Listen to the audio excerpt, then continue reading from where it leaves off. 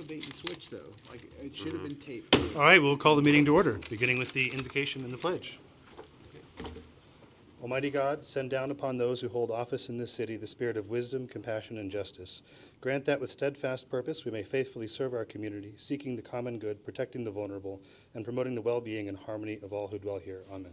I pledge allegiance to the flag of the United States of America, and to the republic for which it stands, one nation, under God, indivisible, with liberty and justice for all.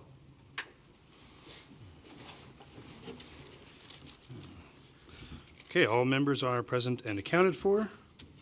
For announcements, we have one announcement.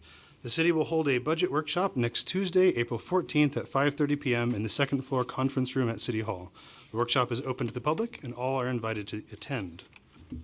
Next, we have one proclamation for Fair Housing Month. This is something we do every year for eligibility for the Community Development Block Grant funding. Whereas April 2026 marks the 58th anniversary of the passage of Title 8 of the Civil Rights Act of 1968, commonly known as the Federal Fair Housing Act, and whereas the Idaho Human Rights Commission Act has prohibited discrimination in housing since 1969, and whereas equal opportunity for all, regardless of race, color, religion, sex, disability, familial status, or national origin, is a fundamental goal of our nation, state, and city, and equal access to housing is an important component of this goal, as fundamental as the right to equal education and employment, and housing is a critical component of family and community health and stability. And whereas housing choice impacts our children's access to education, our ability to seek and retain employment options, the cultural benefits we enjoy, the extent of our exposure to crime and drugs, and the quality of health care we receive in emergencies, and ongoing education, outreach, and monitoring are key to raising awareness of fair housing principles, practices, rights, and responsibilities. And only through continued cooperation, commitment, and support of all Idahoans can barriers to fair housing be removed. Now, therefore, I, Randy Westland, Mayor of the City of Post Falls, Idaho, do hereby proclaim April 2026 to be Fair Housing Month in the City of Post Falls. Any amendments to the agenda tonight? We have none tonight, sir. Declarations of conflict, ex parte contacts, and site visits? Seeing none, please present the consent calendar. Item A is minutes from the March 17th, 2026 City Council meeting. Item B is payables from March 18th through April 8th, 2026. Item C is computer equipment disposal. Item D is school resource officer agreement renewal with Post Falls School District. Item E is city vehicles and equipment disposal. And item F is public hearing notification for the budget. Questions on the consent calendar? I have a couple of them. I have a comment about item C. I just wanted to say thank you so much, and I don't see our IT director. Oh, there you are. Thanks, Mike, for working with K-Tech for this disposal. I really appreciate that. They have an amazing program, and I'm glad that we're able to support them. And then item D, great program. It's the school resource officer, and I hope we can keep doing that. I just am concerned, should we be signing a contract when... Would it be prudent to wait until we had a chief of police to review this since it is part of his department? Is this time sensitive? That was just a consideration that I had. So it is a contract that's executed by the city. Okay. So it's signed by the mayor. And it is the same contract form that we've had for however many years that we've had the SRO. So Okay. I think it's fine to move Pretty forward with confident. the contract as it's a city contract. So. Okay. And then there are 16 items on the vehicle replacement disposal. So is that all of the replacements for the next fiscal year, or is that just the city council meeting?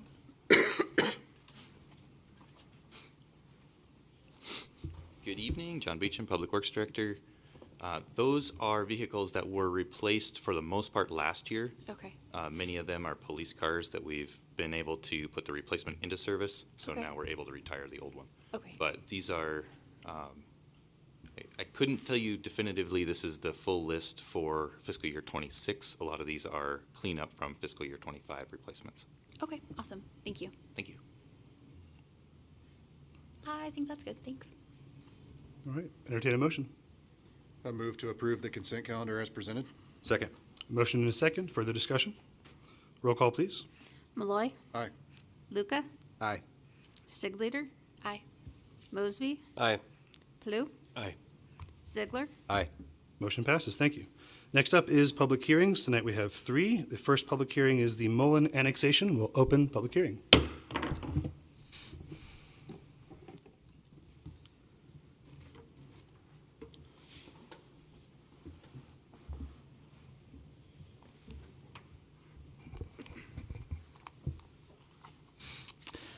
Good evening, Mayor and City Council. I am Justin Souter, an Associate Planner here with the city, and the item you have tonight before you is the Mullan Avenue Annexation, file number ANNX-25-7. So the property owner is North Idaho Surgical Hospital Buildings Land Holdings, and the applicant representing them is Angie McPhee, and they are requesting the City Council to approve a request to annex approximately 4.39 acres with community commercial services zoning into the city of Post Falls. Here's the project site in the red hatch marks. It's north of Mullan Avenue and it's east of Syringa Street. There are 2 parcels and there are a single-family home on each of those parcels. And so more accurately, the project address or location is 1609 and 1641 East Mullan Avenue. And if you'll notice, there's a little square that's not part of this. That's another single-family home that is not part of this annexation request. So it's these 2 parcels here. Here you can see the site is not currently within the city and therefore does not have a zoning designation. The properties to the north and east are not within the city limits. They're within the county, and they also have single-family homes. The properties directly to the south across Mullan Avenue are within the Community Commercial Services District and contain businesses that provide different medical services. The property directly to the west is undeveloped, also within the CCS zone, and the property further to the west on the corner of Syringa and Mullan, also in the CCS, and contains a building providing medical services that is also owned by the North Idaho Surgical Buildings Land, which is the same applicant for this project. So they own this property and they own the one on the corner as well. As I said, they're requesting a zone designation of CCS, which would be red. And as you can see on the map, there are several properties within the immediate vicinity that are within the CCS zone. And then once again, you can see that one house is not a part of the project. As I said, both parcels contain a single-family home. It's over the Rathdrum Prairie Aquifer. Ross Point would provide the water, and the city of Post Falls would provide the sewer. The city has capacity and is willing to serve at the requested zone. Mullan Avenue is considered a minor arterial, and additional rights-of-way and easements would need to be provided as part of the annexation. Now we will get into the zoning criteria. The first is the proposed zoning district consistent with the future land use map and focus area contained in the currently adopted Post Falls Comprehensive Plan. The future land use designation of the subject property is business commercial, which provides a wide variety of general services, including retail, professional office, light industrial, artisan manufacturing, and mixed uses that serve local and regional residents. It also promotes a mixture of moderate to high density housing types within walking distances to the city center, neighborhood center, and other corridor commercial uses. The implementing zone district details the breadth and type of uses that would be permitted within the CCS zone, and the site is adjacent to properties with land use designations of business commercial to the east and west, and low density residential to the north, and then commercial to the south of Mullan Avenue. The CCS zone is an implementing zone district within the business commercial land use designation, and it is within the Central Island focus area, which includes key policies to help guide development in this area, such as promoting infill, prioritizing annexations, support development patterns that are interconnected and provide pedestrian connectivity, and focus commercial along arterial or collector streets with more than 4,000 vehicle trips per day. I'm sorry, so it is like right on the border of the Central Island focus area, right? Like it's like on the southern little piece? Yes. What is the focus area that's just on the other side of Mullan? That is a great question. You got me. I don't know offhand. Oh, Any okay, sorry. manager? I just wanted to be able to look at like both of them and kind of get a better idea of like Which direction? south of Mullan? Do you know which one's south? Southeast east. Southeast east. Okay, thank you. Thank you for that.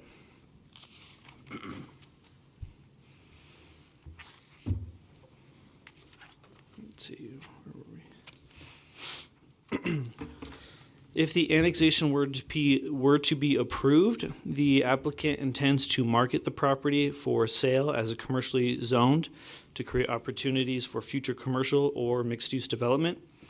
The proposed CCS zone may be compatible with properties in the immediate vicinity to the west and south, which are also within the CCS zone, and also contain commercial uses such as medical office buildings, as well as other commercial services along Mullan Avenue to the east and west.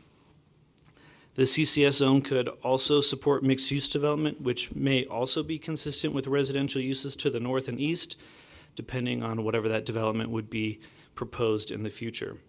The request may also be consistent with the focus area as it talks about promoting infill development and prioritizing annexations. The site is on Mullan Avenue, which is an arterial that already supports a wide variety of commercial uses and has traffic volumes exceeding 11,000 trips a day. Now we will get into the second criteria. Is the proposed zoning district consistent with the general goals and policies contained in the comprehensive plan? The annexation request is consistent with Goal 1, which seeks to grow and sustain a balanced, resilient economy for Post Falls, providing community prosperity and fiscal health.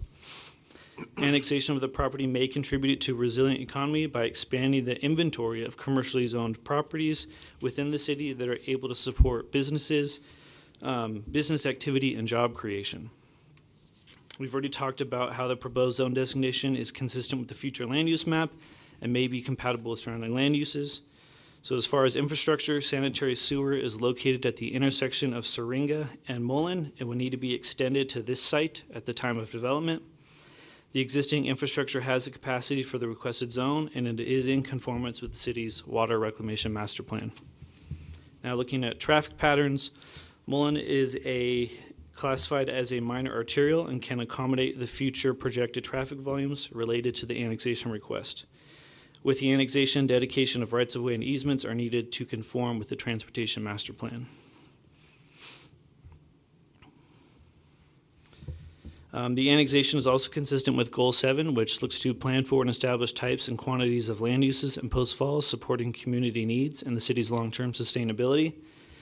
The annexation may support community needs and long-term sustainability by providing an area for additional businesses that may support community needs and that benefit the city as it continues to grow. The zone change is also compatible with Policy 8, which encourages infill development as the site is surrounded by development already. And the annexation may encourage development of a property within city limits that is also considered infill development, and the CCS zone may help ensure that development is consistent with the current uses on Mullan in the immediate vicinity. It's also consistent with Policy 86, which seeks to work with local businesses to enhance, sustain, and diversify the local economy by supporting opportunities related to business campuses and attracting new businesses. The annexation would allow for the opportunity for the property to be developed with new businesses or in a mixed-use development. For the third and final review criteria, does the proposed zoning district create a demonstrable adverse impact upon the delivery of services? There have been no identified demonstrable adverse impacts at this time. Here's a list of all the agencies that were notified, and we received comments back from these. They all had either comment during the development, neutral, or had no facilities or impacts. Here's the review criteria one more time for you, and then here's the site. And then I did want to mention, we did receive a comment from Tyler Smithson Engineering. It's in your packet, representing some of the property owners to the north, and they had some different requests in that letter, and one of them was talking about a buffer zone. So there's currently a buffer zone required by code of 10 feet between multifamily and single-family residential. So if multifamily were proposed here, that's already in effect. But they are asking for a 20-foot wide buffer if multifamily is proposed. So just wanted to put that out there. Is that piece of property that letter came from county or city? County. That concludes my presentation. I'm available for questions, and the applicant is also here. Questions for staff? Just to clarify, to make sure I heard you correctly, that the applicant is requesting annexation to then sell the property to a different owner developer? Is that Correct. Okay. And the applicant might be able to speak on that more, but yes, that was what was given to us in the narrative. Okay. Thank you. Can I ask some questions about the land uses for CCS so you can just confirm what I'm thinking? So we're at about 4.5 acres, right? Yeah. And in the CCS zone, with a special permit, a special use permit, you can do up to 50% high-density housing. Is that correct? Believe that is correct. Okay. No? Nope. Turkeys. You do have to get a special use permit for multifamily, so thank you for that. As far as the percentage, John was going to help out. Where do I have it here? Once again, John Manley, planning manager here at the City of Post Falls. So with the CCS, you can do all the property with a special use permit as multifamily. So in this case, being 4 acres and change, you could see anywhere from 80 to 90 units on that site, depending on how they strategize with their open space. The CCM is what you may That's have what been. I'm looking at, That's yeah. the one where you can do up to 50% on that CCM. Okay, so then it could potentially then be 100% high density with a special use permit that does not come back to council. Hence, and that's why Yeah. Justin brought up that request for that 20-foot that the residents to the north was for that case, in case it was a special use permit, that you would have that opportunity to review that. Okay, all right, sorry, thanks. Yep.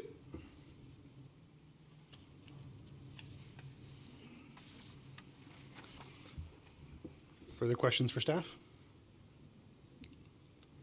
All right, the applicant wish to speak. Thank you.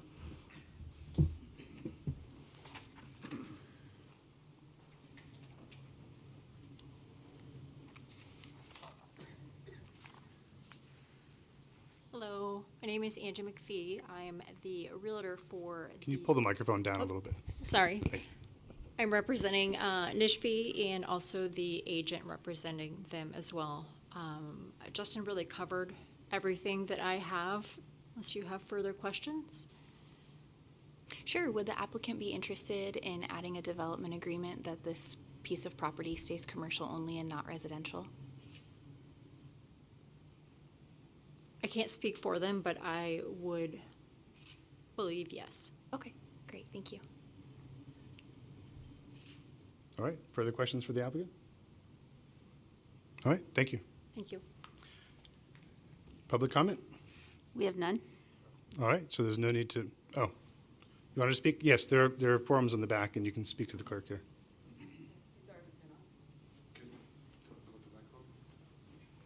Go ahead. State your name for the record.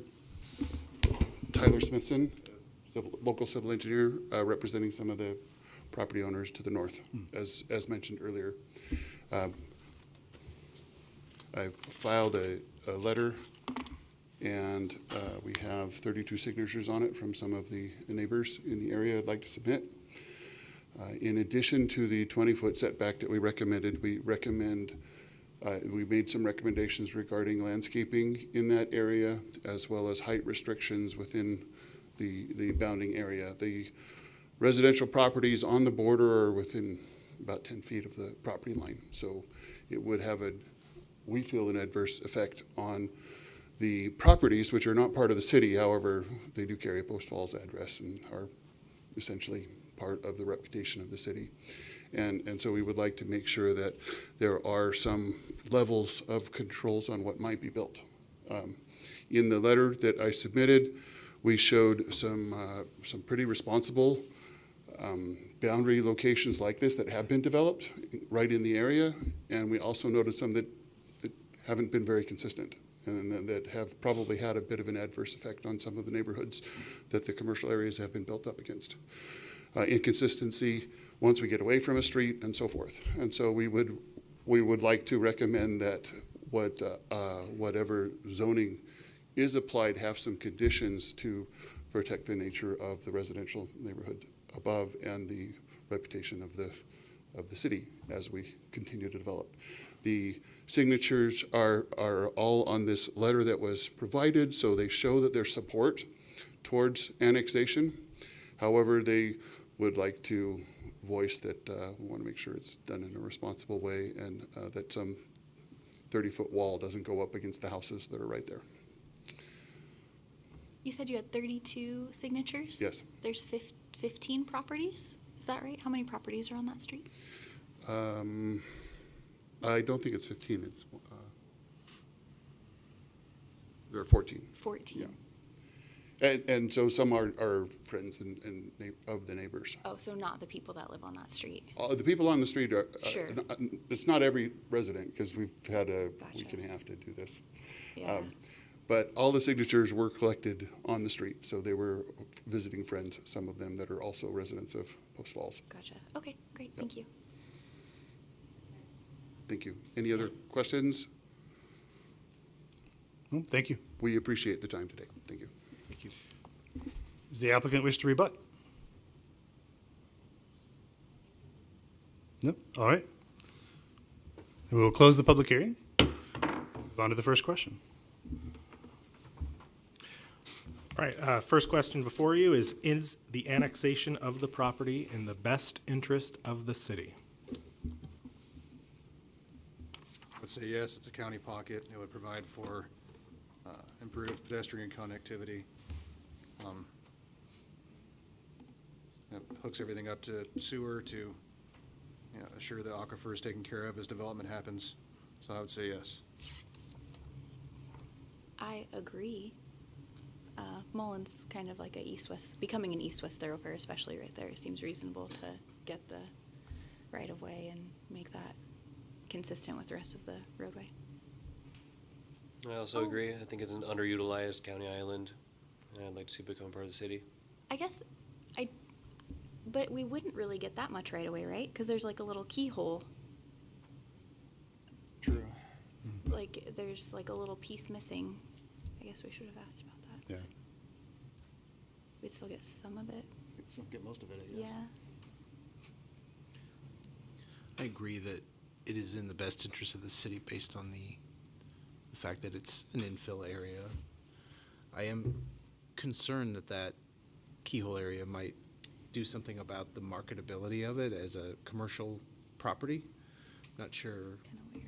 if it's not attached to the adjacent property as a medical facility or some other property or that's accessed through there, then it does seem a little odd. So that'll be on the zoning question. But in terms of the annexation itself, yes, I think it's in the best interest of the city to see this developed.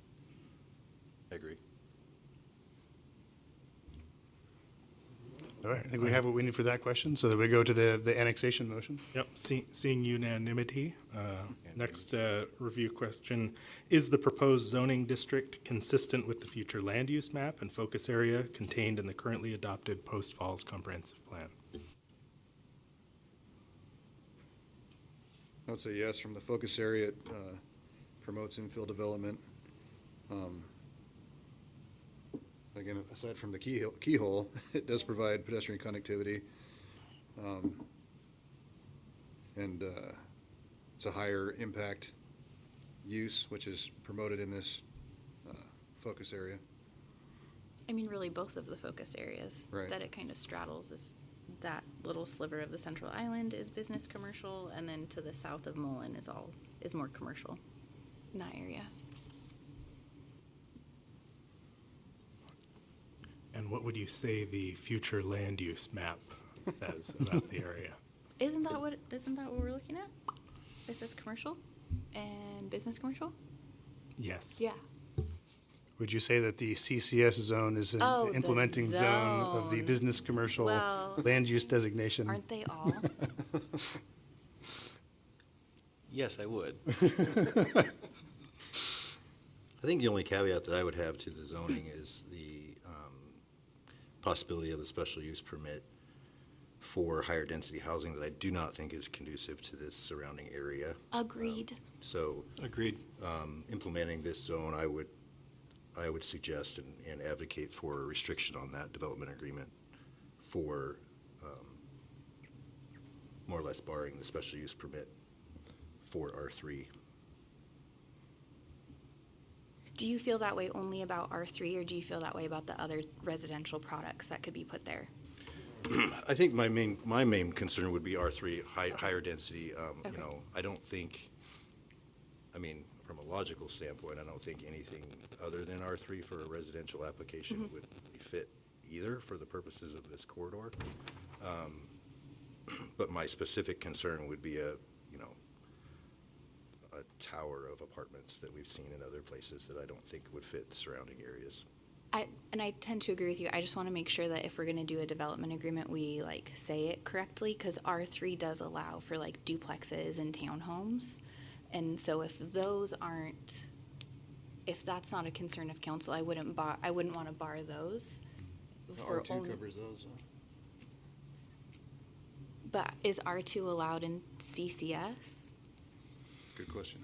I don't have, in my chart that I stole from somebody's desk at some point, I have CCS, and it references the different land use types, but it doesn't reference R2 in talking about duplexes and townhomes. It only says special use permit per R3. So I wouldn't want to like write a development agreement that says no R3 if we didn't actually want to like limit the use of duplexes and townhomes. I don't think it allows it. And twin homes. And you could probably phrase the development agreement as restricting multifamily. Would that, And that would we be okay with that? Probably solve the issue. Yeah, okay. Yeah. I just want to make sure we're on the same page about it. All right.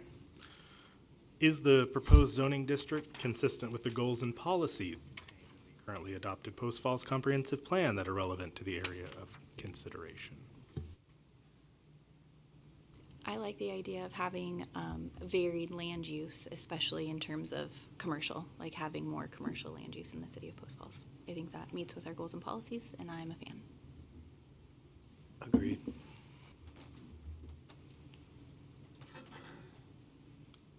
Anyone want to reference specific goals or policies to make the legal team's job easier?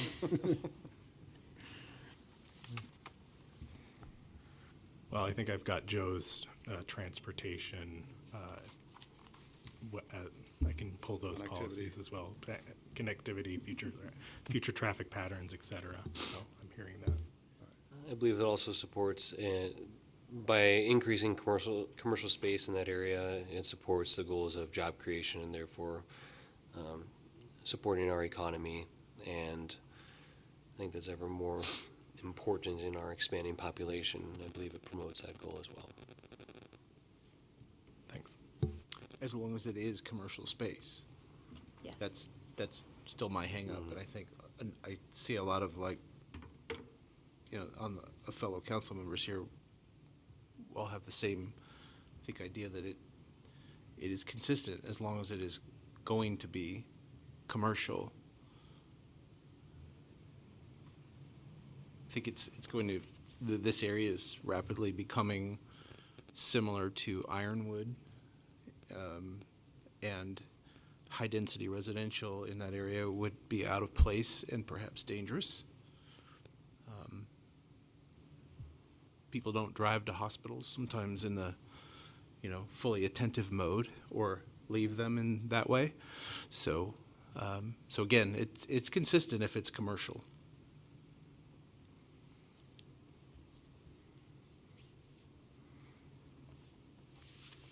It's also consistent with existing and future traffic patterns along Mullan Avenue.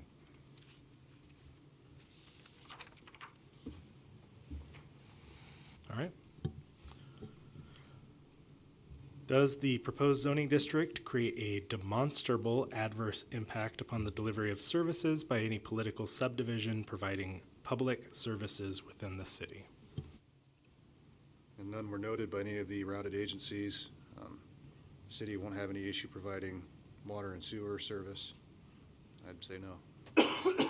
I will make my usual comments about fire and rescue and public school system, or the Post Falls Public School District, saying publicly that they need funds to continue their services at the state that we're in, so I have concerns. I think that's especially relevant with this particular consideration because we don't really know what's going to go there. So the consideration of the strain on public services is much different if it's a purely commercial site rather than if it was 100% R3 with apartment buildings. So it is a little bit frustrating to not get much in-depth comment from those that were inquired or asked about the impact. So I would just like to note that as well. In this category, I didn't notice on the agencies notified, any internal agencies like the city police department. Do we put something out to department heads that asks for adverse impact as well? Yes, it is routed to the city police, or the city departments, including the police department, parks, and I believe engineering and public works. Okay, thank you.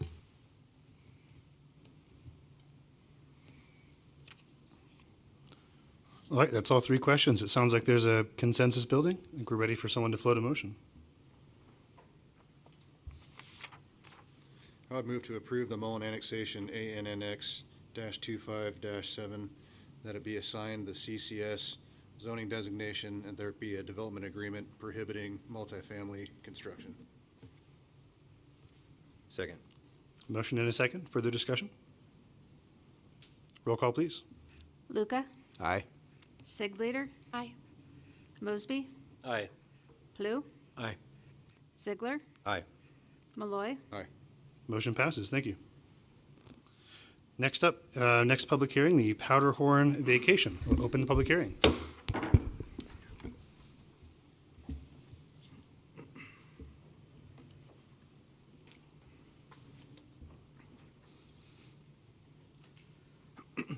Good evening once again. Justin Souter, Associate Planner, and we have the Powderhorn Vacation, file number VAC-25-5.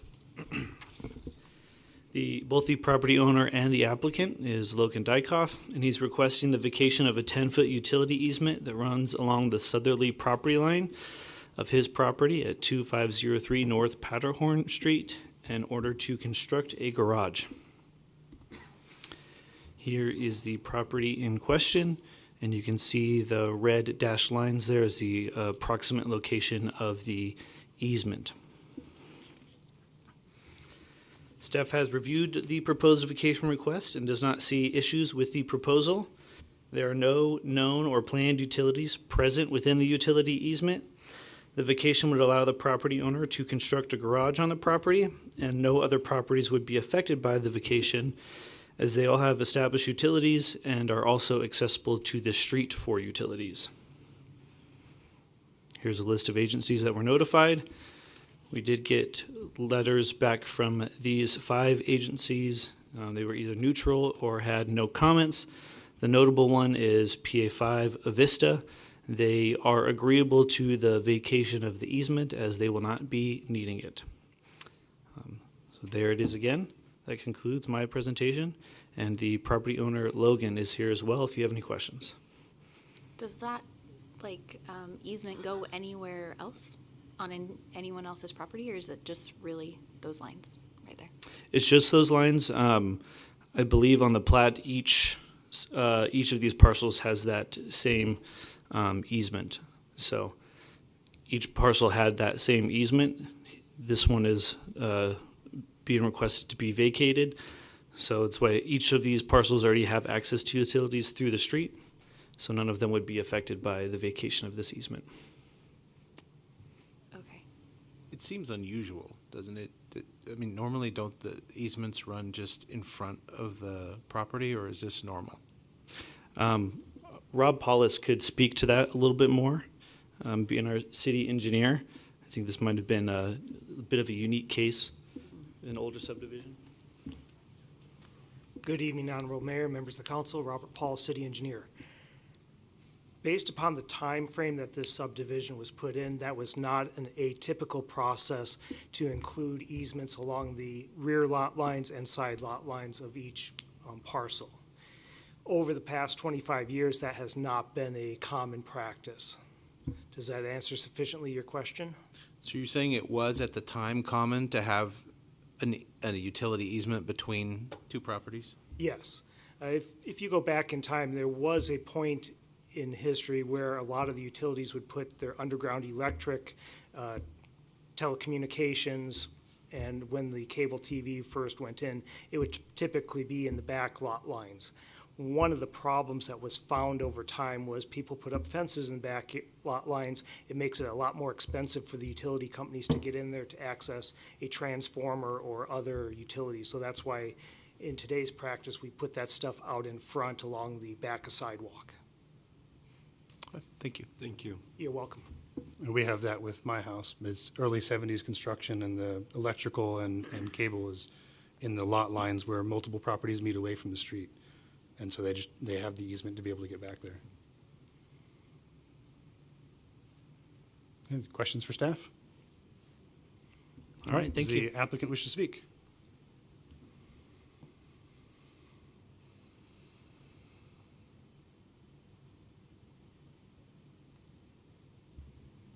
Hi, Logan Dykoff, a property owner. Trying to build a functional garage. My driveway slopes down right into the garage door. I've hit it twice. So I'm trying to get, I looked up the city setbacks of 10 feet off the back and 5 feet off the side. And I laid out a garage that I can access through the garage door without being too close to the house or too close to the neighbors. And set that up and got the building process started, and we found this easement. So still want to build the garage at the Post Falls city setbacks as they are. So just they overlap by 5 feet. So and that's where I'm at. All right. Any other questions? Just as a fellow man, I want to see you have your garage. They save marriages. They do all kinds of great things. So, yeah, best of luck. All right, thank you. Thank you. Any public comment? We have none. All right, so no need for rebuttal. We'll close the public hearing. I move to approve Powderhorn Vacation VAC-25-5. Seconded. And Motion. have, I'm sorry to jump in, and have staff prepare sorry, I a didn't final read. ordinance for adoption. So moved. So moved. Motion and a second. Further discussion. Roll call, please. Stigleader. Aye. Mosby. Aye. Blue. Aye. Ziegler. Aye. Malloy. Aye. Luca. Aye. Motion passes. Thank you. The next public hearing is the Millworx vacation. We'll open public hearing.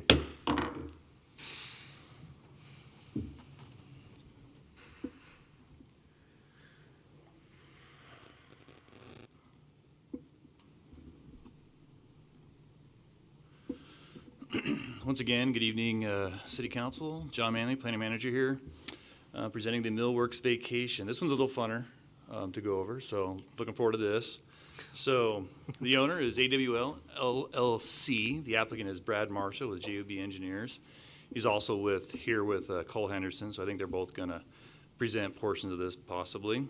But there's three different areas. One would be the portion of North Lincoln being south of East Railroad Avenue. That one's probably going to have most discussion this evening. There's also a remaining portion of an alley east of Lincoln. And then there's also another little portion south of East 4th being east of Lincoln Street. And here they are visually. It's a lot easier. So here's that alley that was referenced. And then there's that other little portion that's south of Railroad, east of Lincoln. The portion that we'll probably be talking most about is right here on East 4th. So the applicant intends to build on the southwest corner of 4th and Idaho, and then southeast of Lincoln and 4th, this project here. And this is step one for them, is to request these vacations, and then they are going to do probably a series of dedications at some time with their master planning of this block. We'll point out at this time, there is, if you see here, these little swells that are along the to the west. This is what's there, the way that they did the West End apartments, and then when they went, and what they're planning on doing is doing something similar between Idaho and Lincoln. One of the comments you've seen in the staff report is there are existing utilities. So staff wasn't necessarily against the vacation, such that we retained some easements for those utilities. And then at such time in the future when they go to redevelop it, then that would be dedicated and realigned at that time. But we would want to retain the easements until such time. So this is the current city center parking plan, as you see here. And so by default, the plan, what they looked at is the typical process or methodology that we would do is that's having a continuous swell separated by curb, swell, sidewalk. And that was the methodology used in the city center plan to, with the one concept only, maximize parking, not necessarily improving frontage for the facilitation of site development. And this is just a zoomed in image of kind of what they're planning and where those swells are in relation to the counter. You can see here they do propose a narrower right-of-way at 90 feet versus what's currently out here at 100. And another is if you go here, this section, that's 80 feet. And so they are planning a difference in that. I'll let the applicant propose that, why it makes sense to them and why they're proposing it. And I would like to call up Rob Paulus, the city engineer, to talk about the pros and cons of the two different applications and for this.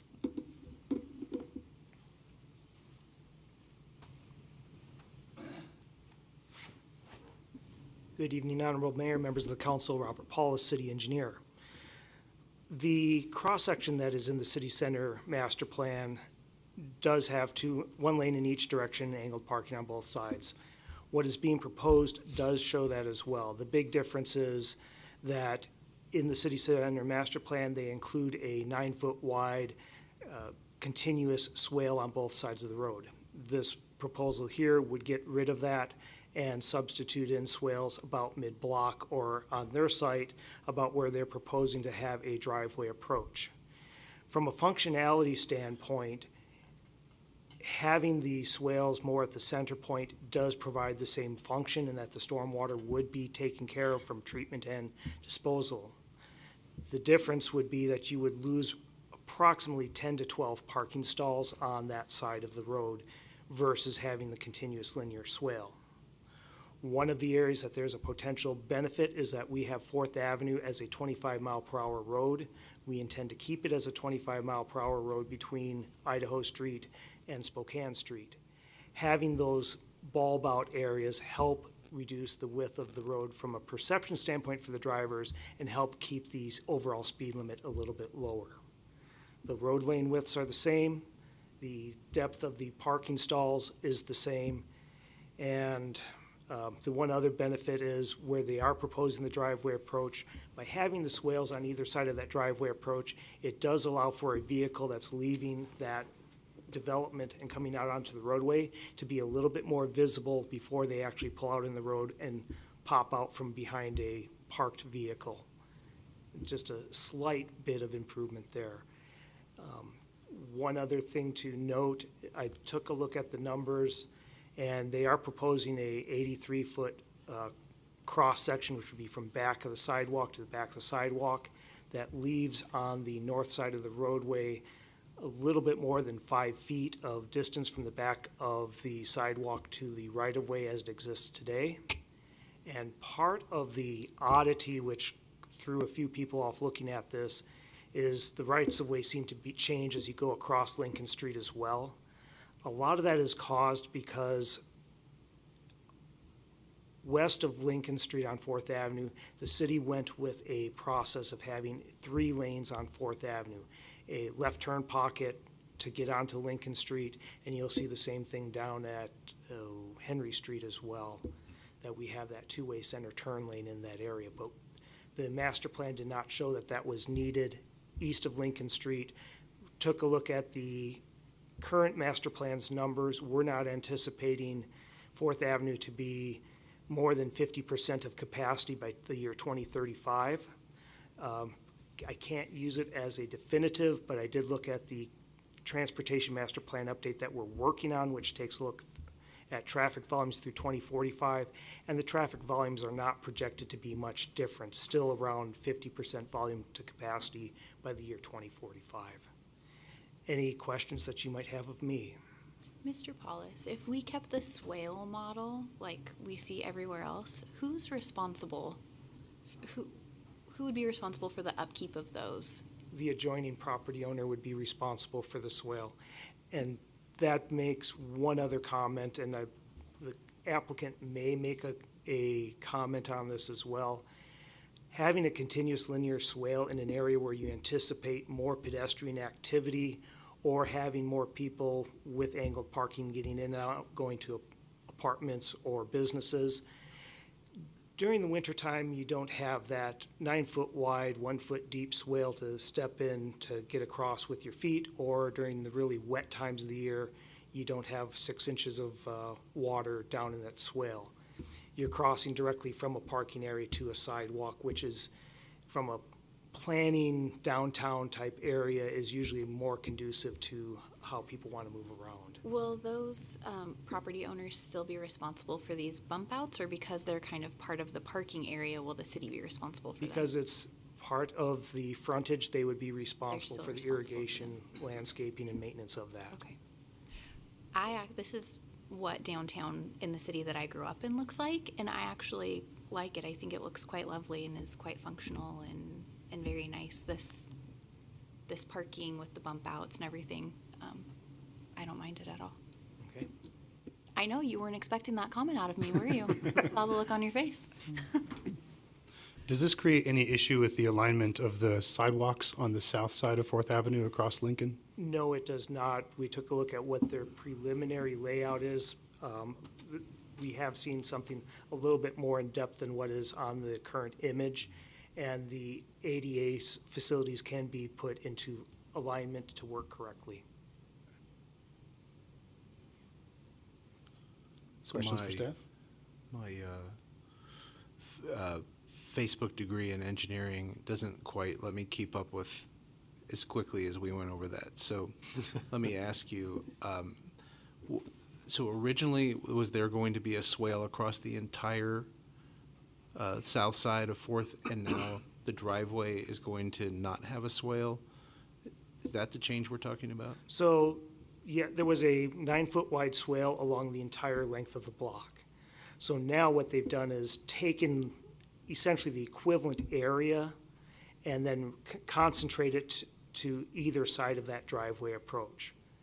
So what we do is we take a look at and say, based upon the amount of square footage that's involved of both the roadway and the parking, and taking into consideration the sidewalk, how much storm event, or how much water is going to be created from a 25-year storm event of 2-hour duration. And then with this methodology that they're looking at, they would have to provide enough treatment area so that water could percolate in the first ½ inch of the rainfall. Anything above and beyond that could be disposed of by going into a dry well. And there is a dry well planned, or? They would have to do the calculations to verify. If it was is possible to necessary? create a swale without a dry well in it. Looking at the amount of area on this conceptual plan, I'd say that you would not be able to handle a 25-year storm event without providing at least one dry well. But we look at that during the development process and make sure that the storm facilities are able to handle at least a 25-hour storm event of 2-hour duration. Okay. And that would be the responsibility of the adjoining landowner to provide that. That is correct.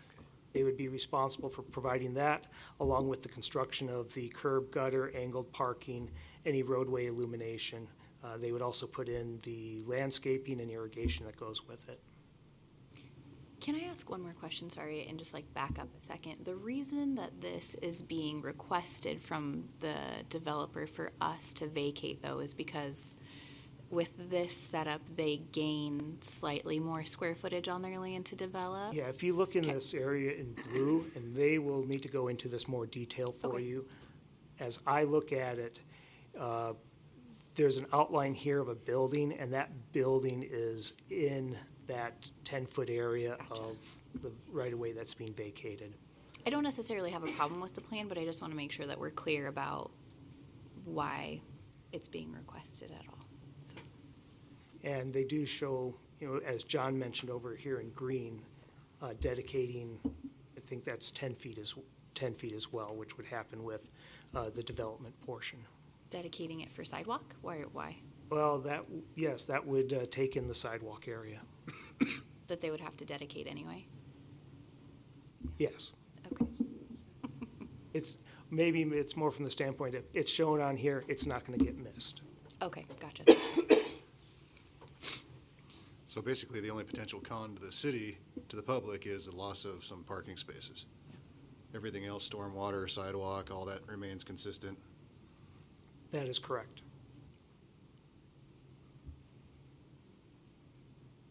But maybe the benefit to the residents is that you don't have to walk through True. a horrible swale or walk like down the road to where you actually get cement and can get in there. I like that. It seemed to me as a exchange of dedicated easements here almost. Is there a benefit to the city? I don't know to whom I should be directing this question specifically, but is there a benefit to the city from a financial perspective? By agreeing to the vacation, are we getting a dedicated easement in return? That we wouldn't have otherwise gotten. Right. So on the vacations to the south, where there are utilities, we would be maintaining an easement until such time as those utilities are taken offline and rerouted in the area to serve how development would occur. And at that point, those easements would be vacated. For where we're vacating the right-of-way adjacent to Fourth Avenue, there is not a utility in there, so there's not a real need to maintain an easement at this time. Okay. And maybe to answer your question, one potential benefit to the city, although I think it's pretty nominal, is that obviously they're going to construct and develop closer to the road than they otherwise would be able to, which might make it a higher value property, which means more revenue. But I think in the scheme of the entire development, that's probably a nominal benefit at best.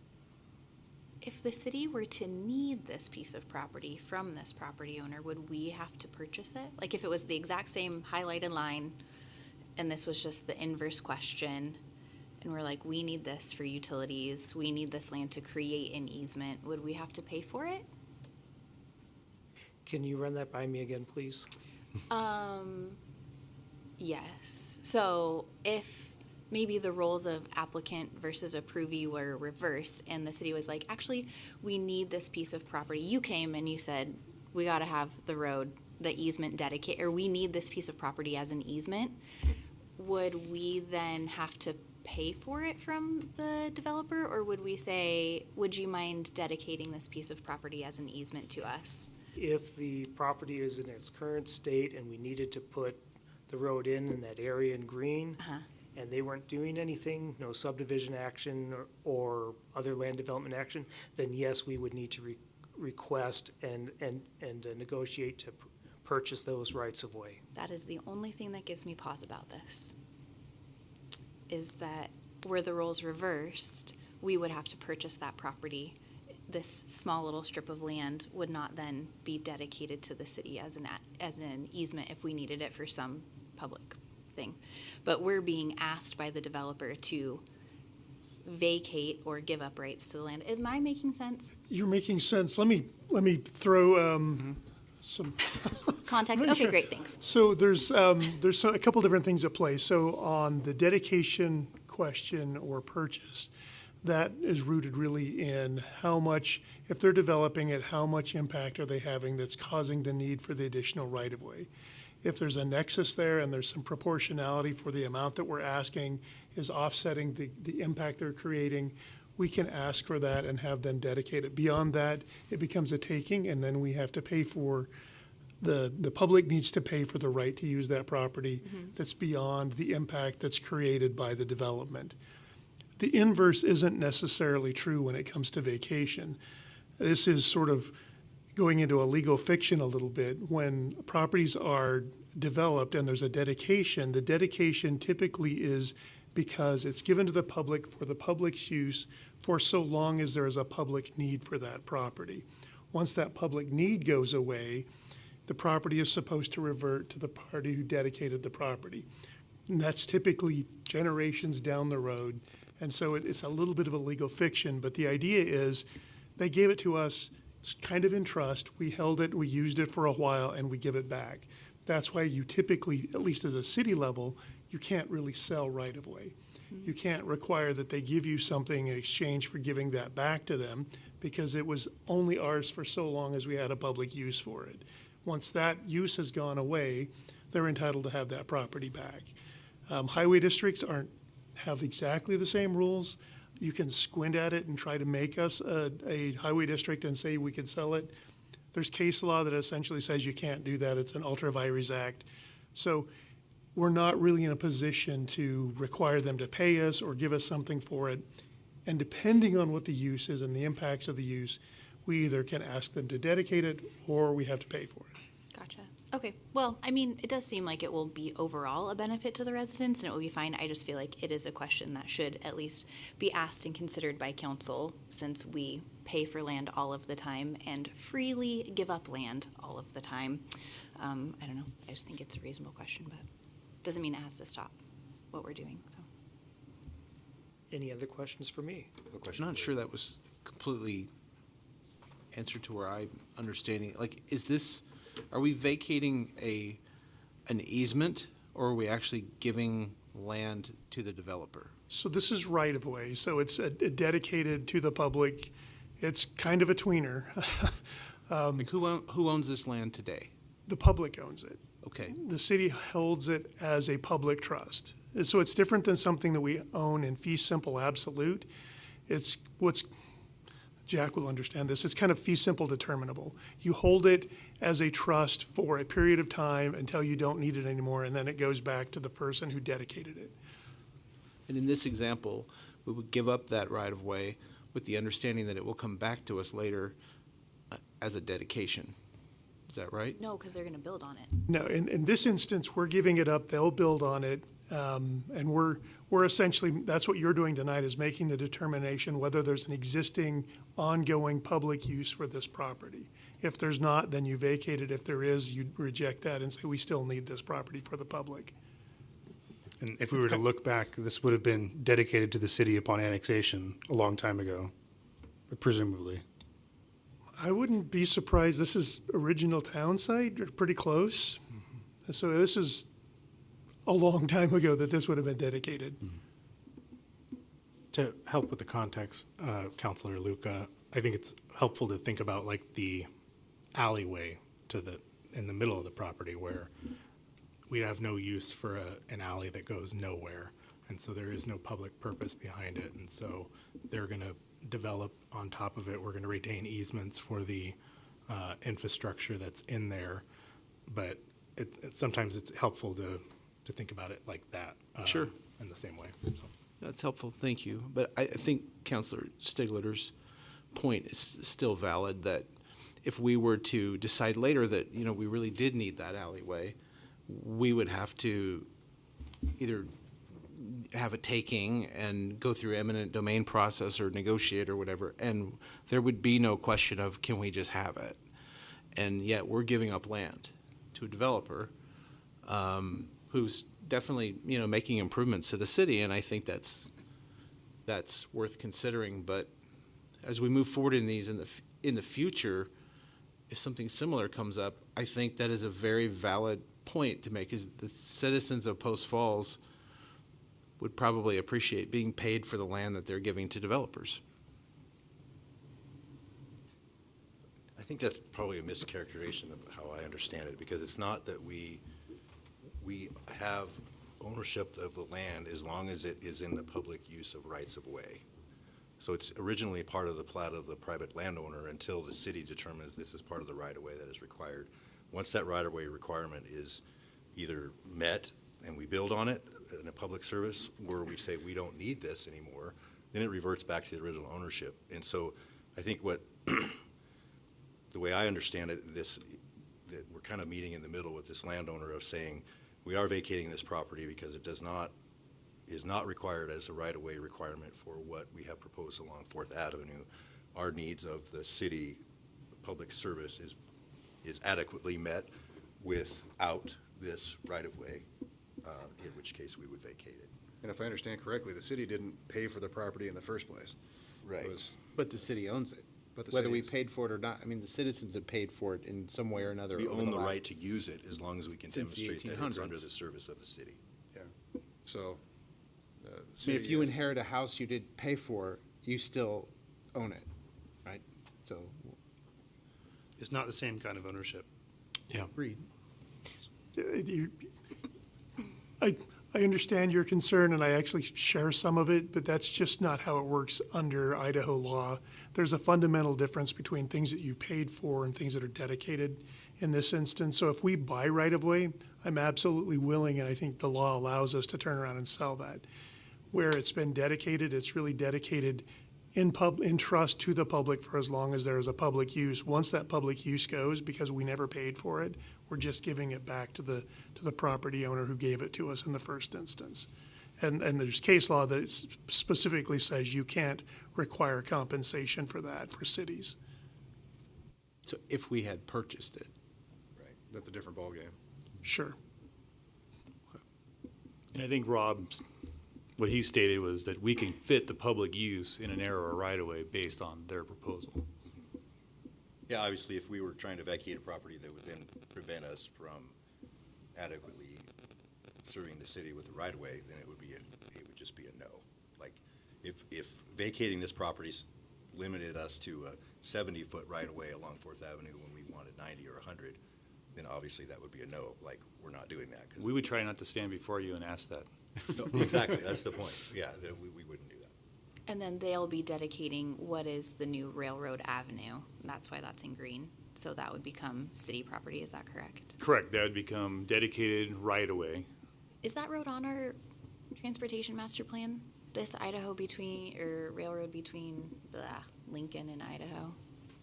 In the way that it's created, or is it better than what we asked for? Railroad Avenue, being a local roadway, does not fall into an area where we have shown it as being an extension.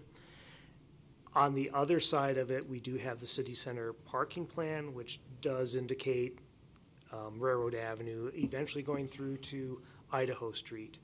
With local roadways, we tend to be a little bit more flexible on the alignment since we're not showing it in the transportation master plan. Okay. I mean, it looks like a beautiful road. It's kind of curved weird, but it looks really nice.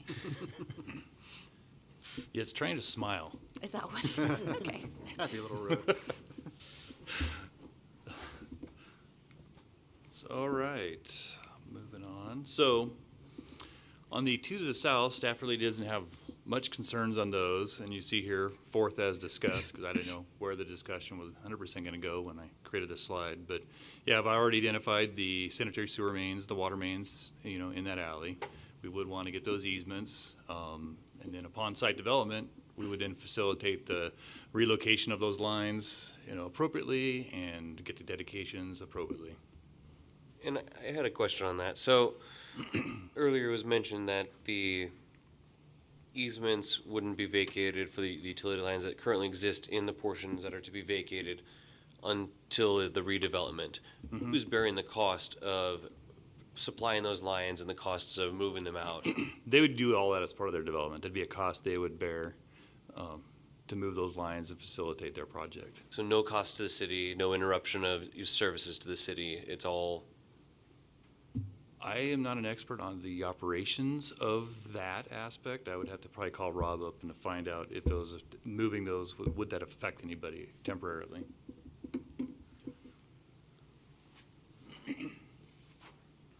Good evening again, Council. So the green sanitary sewer line, there is nothing currently connected to it, so the process of removing that is no issue to the rest of the public. The blue line between 4th Avenue that heads due south, that's an existing water line that will have to be relocated. So as the new line goes in, that would have to be shut off until and then the new line gets put in, disinfected, put back online. There's a balance between when you're putting it in and what the new alignment is, that line may be out of service for a while. We tend to loop our system to make sure that there's adequate capacity, especially from a fire flow standpoint in the rest of the system.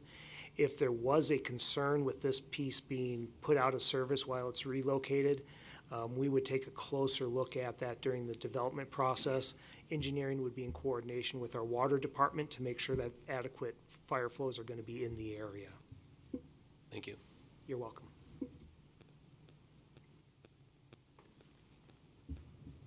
Yeah, these are funny presentations because most questions never relate to planning. I feel like we need a new saying, all roads lead to Rob. So this is the agencies that were notified.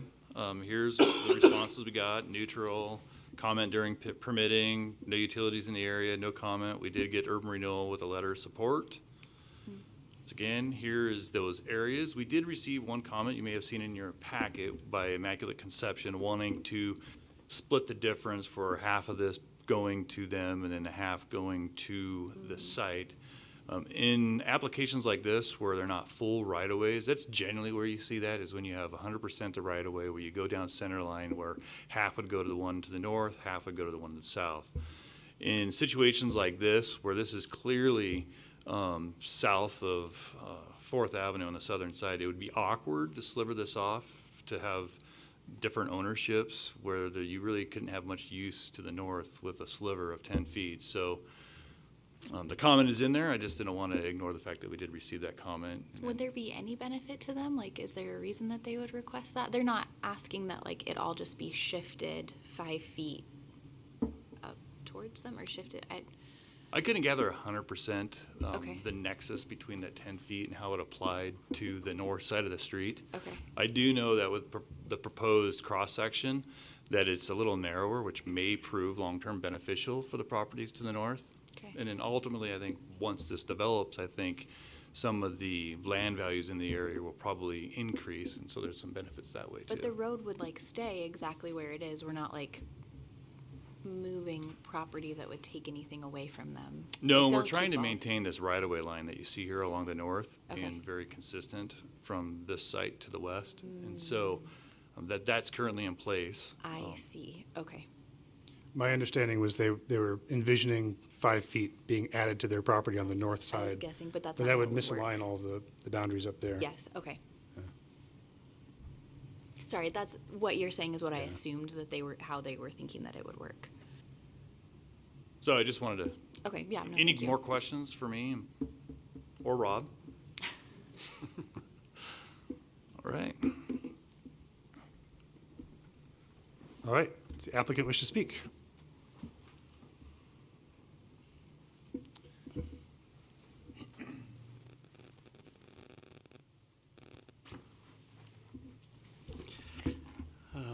Good evening. I'm Brad Marshall at JEB Engineers, 351 West Hanley and Coeur d'Alene. Again, a pleasure to represent A&A and their request for a vacation. Again, this is a continuation of the Millworx redevelopment of the Idaho veneer site. With me is Cole Henderson. Cole Henderson's a civil engineer with our firm, a project manager, and he's going to kind of get into the details of the actual vacation.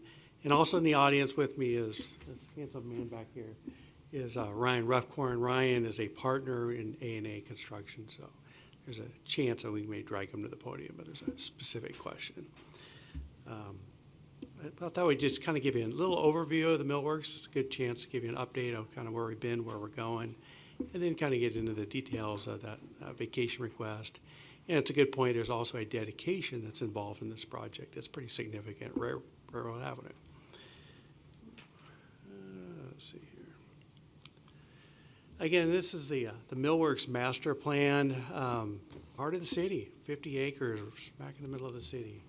Former Idaho veneer site. At one point in time was a great employer for the city, and as time went by, like many of the mills along the river, faced challenges. And immediately, having been a longtime resident of Post Falls, I remember the prosper of the mill and the challenges they faced. And I know it was on the market for years, as one of the council members can probably remember, both on and off the market and so forth. And then A&A, a longtime Spokane developer with strong ties to Post Falls, actually.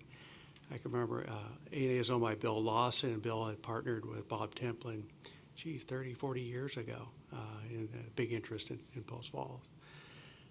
So they acquired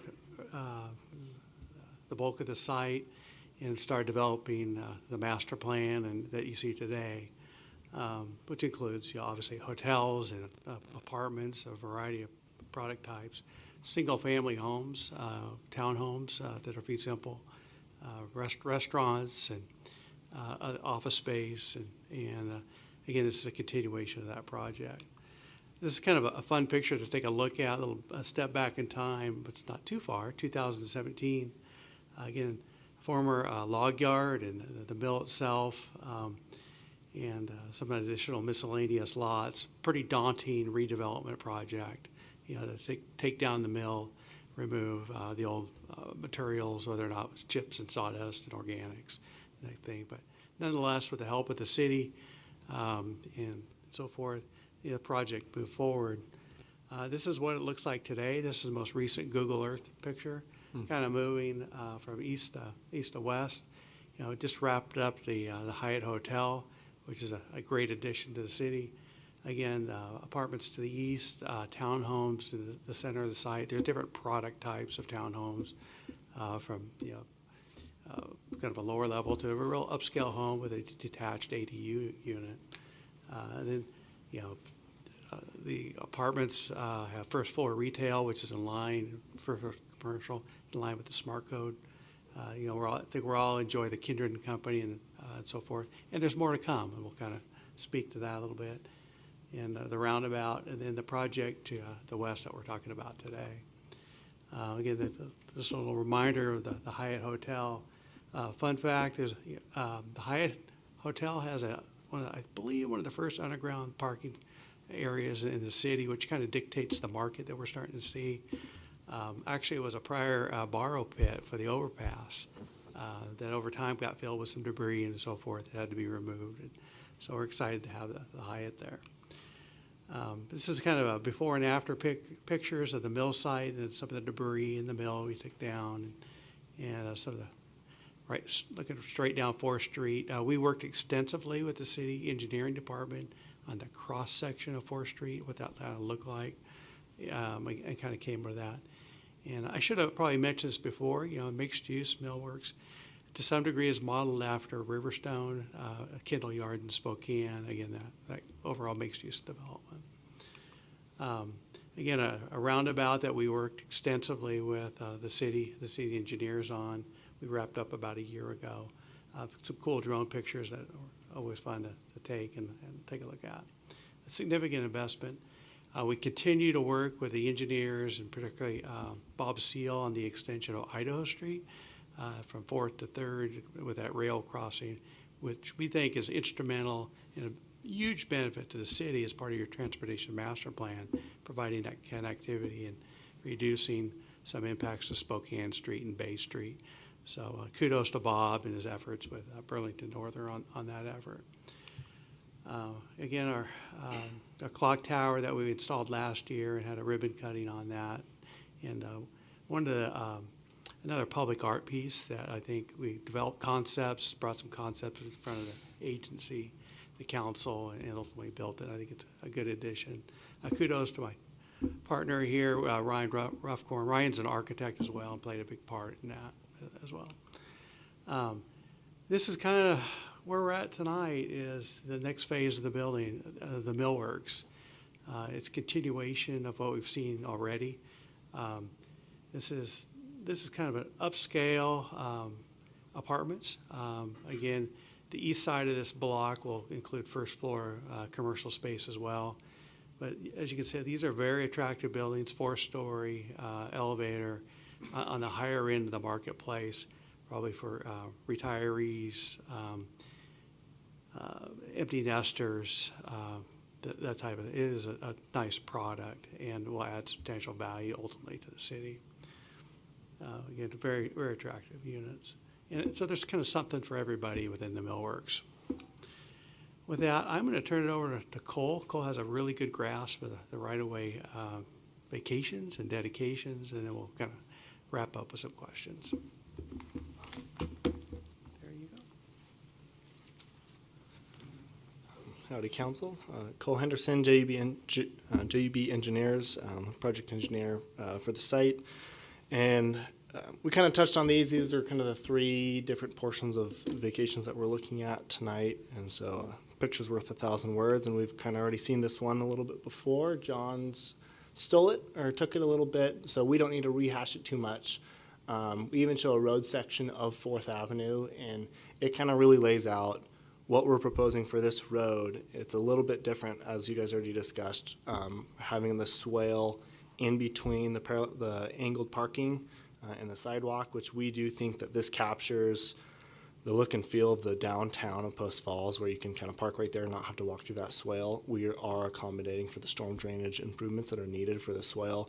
We do think it fits really nicely with the drive aisle on the east side of this development. We do have a zoom in here on a couple slides that kind of shows that portion of 4th Avenue, and we can dive into those details to make sure we're kind of accommodating everything we need to on the engineering front. To touch on some of the things, why we're vacating this and the stuff that you were talking about before, we're planning how we can meet all the city's needs for these roadway, utilities, and everything. So with this development, you guys will not need this, and that's what we're trying to kind of show here. We can kind of get this on the taxpayer dollars and whatnot. It's not going to be right away. It's just another benefit for the city.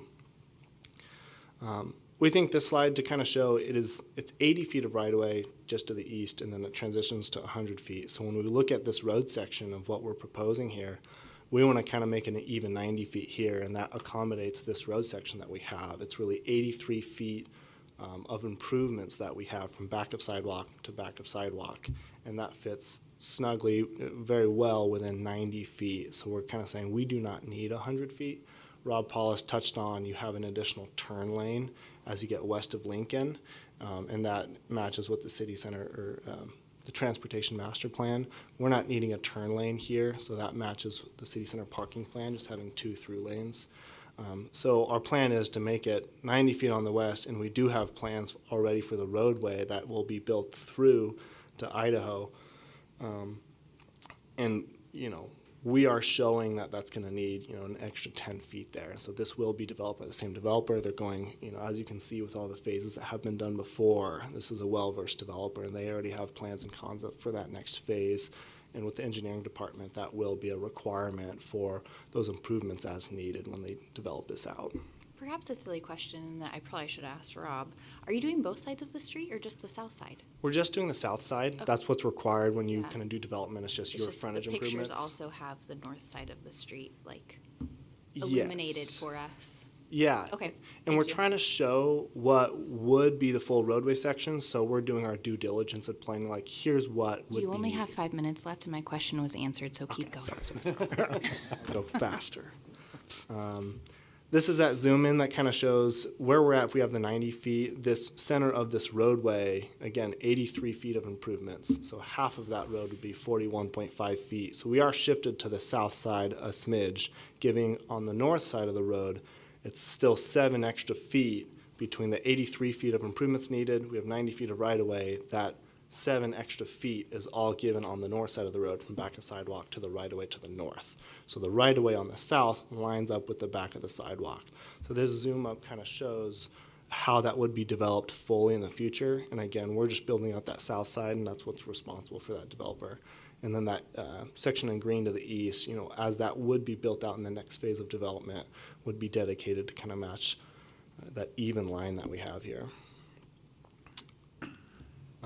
We're really far into this plan, honestly. We've already submitted plans. There's 2 different plan sets that we have into your city planning and engineering departments right now. So the area in blue shows the Terrace West, and then for the area in green, it's the Railroad Avenue.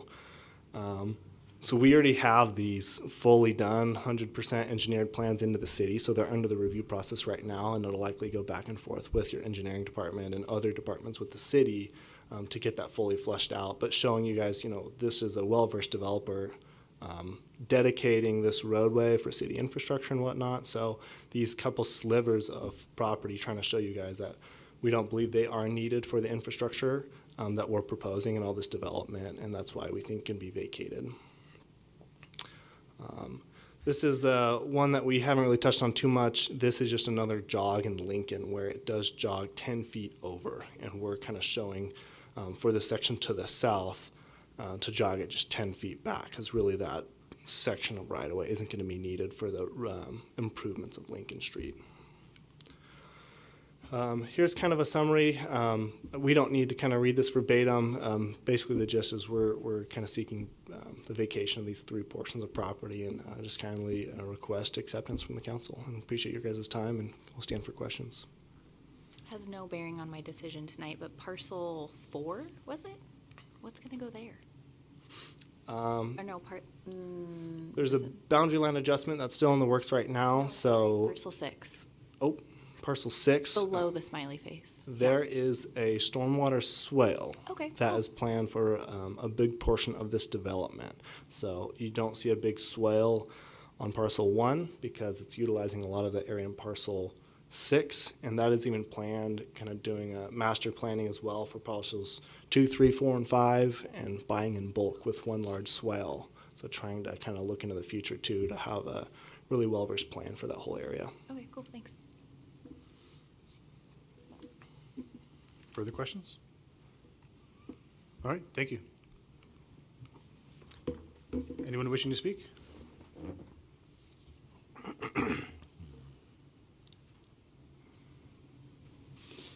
Thank you.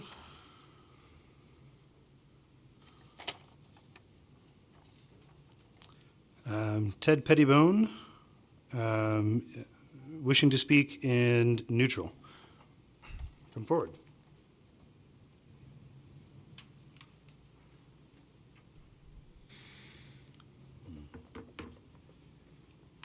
I'm Ted Pettibone. I'm with the Immaculate Conception Church, so we own the block basically north of the property we're discussing on 4th Avenue, goes all the way through to 5th, and it goes between Idaho and Lincoln.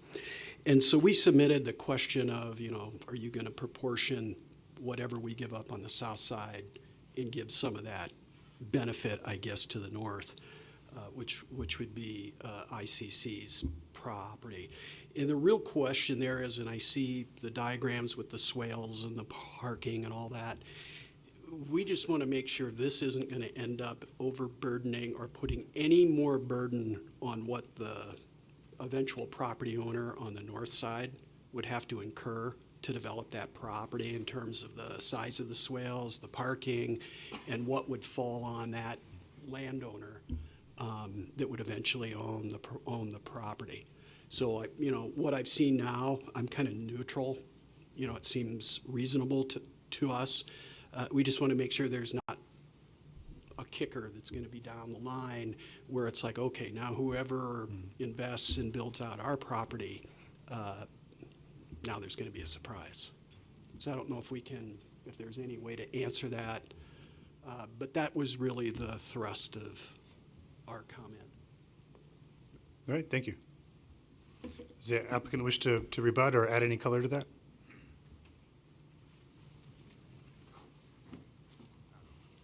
Yeah, I can just add to that. It's a great comment, and I think what we're showing matches pretty similar to the city center parking plan, so it's not like what we're doing here is something way above and beyond, and it typically would be mirrored on the north. And those improvements, again, would probably incur a very similar cost to what you'd see in your city center parking plan.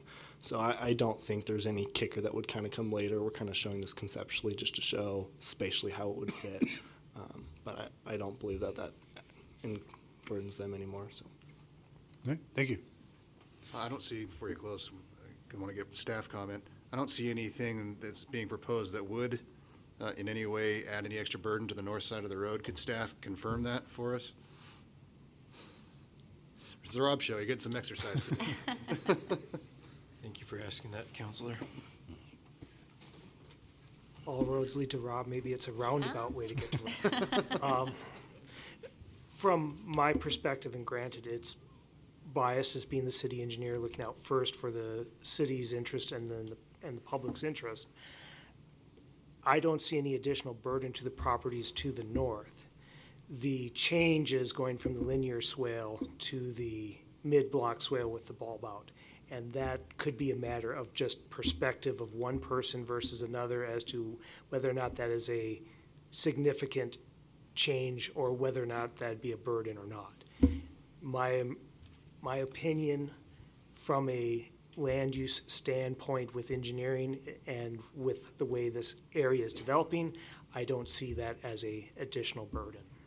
Because the property owners to the north aren't going to have to add additional swales because they're going to a different type of swale on the south, or they're not going to have to add additional parking because a couple spots are They're going going to away. be stuck with the same amount of swale area as the plan exists prior to today.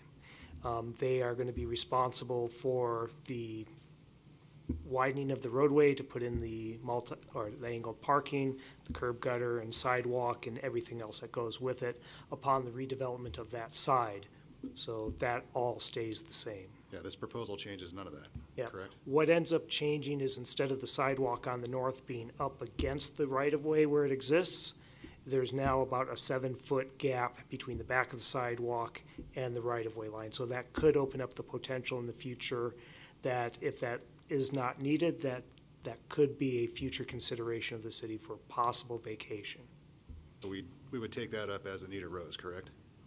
We'd take that up in the future. I would recommend that not be considered until we get to a point where there's significant redevelopment on the north to make sure that everything is going to work just fine. Agreed. Upon the development of that property to the north, we would hold them to matching what the roadway is on the south side, yes? That's what I would assume. That's my first question. Yes. Okay, and then, oh, turkeys. Oh, I was thinking that really could only benefit that property owner because they wouldn't have to spend engineering time sorting out what it is they're gonna do. It's already set for them, yeah? Conceptually, that helps them a little bit, but Okay. most of the engineering cost is getting the survey work of what's out there and drawing up the plans and putting it together. Unfortunately, just because you're mirroring the other side, doesn't save you a lot in engineering costs. Okay, then. Wish it was that easy. Yeah. Thank you. But I guess on that note, just as a side note, there isn't a requirement of them to mirror that exact same plan, correct? They could still have the option of putting a linear swale along the north property line? At this point, if they wanted to put a linear swale on the north side, that remaining 7 feet is a little bit on the narrow side to fit in a linear swale. We have used 7.5-foot wide swales on Mullan Avenue between Greens Ferry and State Highway 41 because we were restricted in the right-of-way width there. So it is something that is possible. I would look at it a little bit, I'd be reluctant to go that direction because it makes the swales tend to be a little bit steep and more difficult to maintain. And it will get more difficult to put street trees in 7.5 feet. We really would like to see, I mean, we allow for 6 feet, but when you have a swale in there, 6 feet of flat area is better. If you have a swale, you really need to have about 8 to 10 feet for the trees. Then perhaps maybe they wouldn't have 9-foot sidewalk requirement or something that could be talked about at that time. There is the potential, depending upon what the development is, we can go back in and look and say, do we still need a 10-foot sidewalk in that area? There'd also be the potential that depending upon what would redevelop on the north side and how we look at parking however many years down the future, maybe we look and say, yeah, let's put in parallel parking on the north side instead of angled. There's that potential, but right now our plan is for angled parking on both sides. So to the comment that was in the concern of Immaculate Conception, then it really sounds like, from what I'm hearing, so just to state it another way, because there's a lot of conversation here, it sounds like any impact would more than likely be positive and in their favor in the future. I would agree with that. Okay. Mr. Pettibone, does that answer your concern? Thank you. All right. Any other questions before I close the public hearing? All right. Public hearing is closed. Ready for a motion or further discussion? I would move to approve the Millworx Vacation VAC-26-1 and direct staff to bring back an ordinance at a future meeting. Second. Motion and a second. Further discussion? Roll call, please. Mosby, Aye. Palou, Aye. Ziegler, Aye. Malloy, Aye. Luca, Aye. Stigliter, Aye. Motion passes. Thank you. All right, we are done with public hearings. On to unfinished business. First action item, Westwood Water Distribution Replacement Phase 1, Recommendation of Award.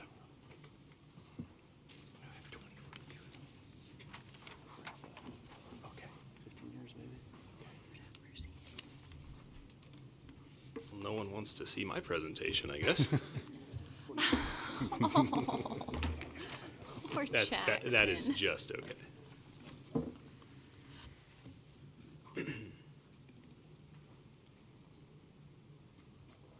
How many slides is it though? Because like really. No. 12, and it covers two of your items. So both the Westwood items are covered in this presentation. Introduce myself, Jackson Fleshman, Project Manager, City of Post Falls. Tonight I will be presenting a recommendation to award as well as a construction services management agreement with or for our Westwood water distribution project. Phase 1. Some background. Our water division maintains a pipeline replacement fund that came as a recommendation from our 2018 Water System Master Plan. This program recommends approximately 1% of system replaced yearly. That's a 100-year plan, so percent a year. The area we are talking about tonight specifically was selected due to a mixture of things, mainly infrastructure age and condition, but also some considerations from operations staff who have been in the area. It's one of the more heavily operations needing area for fixes and things of the like. Project map, so where are we talking about? So the area is the Pine Villa subdivision east of Ponderosa Elementary. So that map to the right will kind of indicate exactly where we're at within the city. Ponderosa Elementary being there on the bottom left is a landmark you can look to. I would like to note, so phase 1 is the highlighted area. The whole project, phase 1 and 2 is the red lines. The highlighted area is what we're talking about tonight. I have another map on the next slide that is helpful for you guys to see exactly what phase 1 is, but this is a larger picture so you guys can see where we're at. For this project, we'll be replacing about 5,700 feet of water main, and that will also include the services and meters for each individual resident that lives out here. There's about 74 of them, I believe. Same slide, just a different picture for council to see. Bit better orientation, so north is facing to your right now. But Westwood Drive, Sandpiper Loop, Pinewood Drive, and Ponderosa Boulevard down to Ross Point Road is where we will be. Handful of project considerations here, especially with the location. Ponderosa Elementary, we identified that fairly early, and because of the traffic from the elementary school on Ponderosa Boulevard, we defined it within our contract that the contractor needs to schedule that work to occur during summer months so that it doesn't affect the school. Neighborhood access is something that we also look to mitigate any construction impacts. So during construction, the contractor is not allowed to put some of their piping on this road, some of their piping over here. They need to keep it contained so that way that the neighborhood is impacted in the least amount possible. Not to mention safety, so pedestrians, motorists, dogs. We want to make sure there's no open trenches at the end of the day, so there are lots of provisions in there for safety. Another consideration we wanted to make with this project is to have our water staff directly involved. This streamlines the process a little bit because typically they're involved anyway with our customers that get taken offline. Customers will inevitably be taken offline for a short time while their new service and meter is hooked up. But specifically, why it helps to have our water staff involved, they can communicate directly with our customers, people that they see daily that they know are going to take care of them, not just a contractor who's in the area. It also ensures some quality and customer satisfaction as well. Customers know that they're getting a quality product from their water department, not just a contractor. So the two separate items tonight are the construction award to Le Riviere as well as the construction management services agreement with Century West. This first one is for Le Riviere. They came in as the lowest responsive bidder at $1,230,895. We are requesting a 10% contingency for the total ask to be $1,353,984.50. The engineer's estimate was $2.2 million and some change, so a bit higher than what bids came in at. But worth noting, there were 9 total bidders, and 5 of which were within 9% of our low bid. And I'll give you guys just a moment to take a peek at these, but Le Riviere is at the very bottom. They are the low responsive bidder. The next bidder was actually very close at $30,000 more, and then the next 4 bidders above that were within about $100,000. So we still feel that we got good competitive pricing. And then on the construction management side of things, so the highlighted portion is what the request tonight is for. The 2 lines above were the design portion, which is now complete. The design contract was $100,000, and we requested a 10% contingency there of $10,000. That is being retired, is what we're calling it. We're just giving it back, not using it as for the construction management services contract. We're requesting a new, completely separate 10% contingency there. That contract is $226,200. With the contingency we're requesting, the total request is for $248,820. We do intend to bring back a future presentation for Phase 2 design at a future date. Here's a few example photos of what residents, customers could likely expect. This is some water line, a previous project that the city did a few years ago. And some next steps. So we do have a community open house, April 16th from 5 to 7 in the Rotunda for residents, customers of the area to come and ask all the questions they would like. There will be a Facebook post on this tomorrow. Phase 1 construction, we plan to start, this is all presuming award, plan to start summer of 2026, and we anticipate a May 15th start date.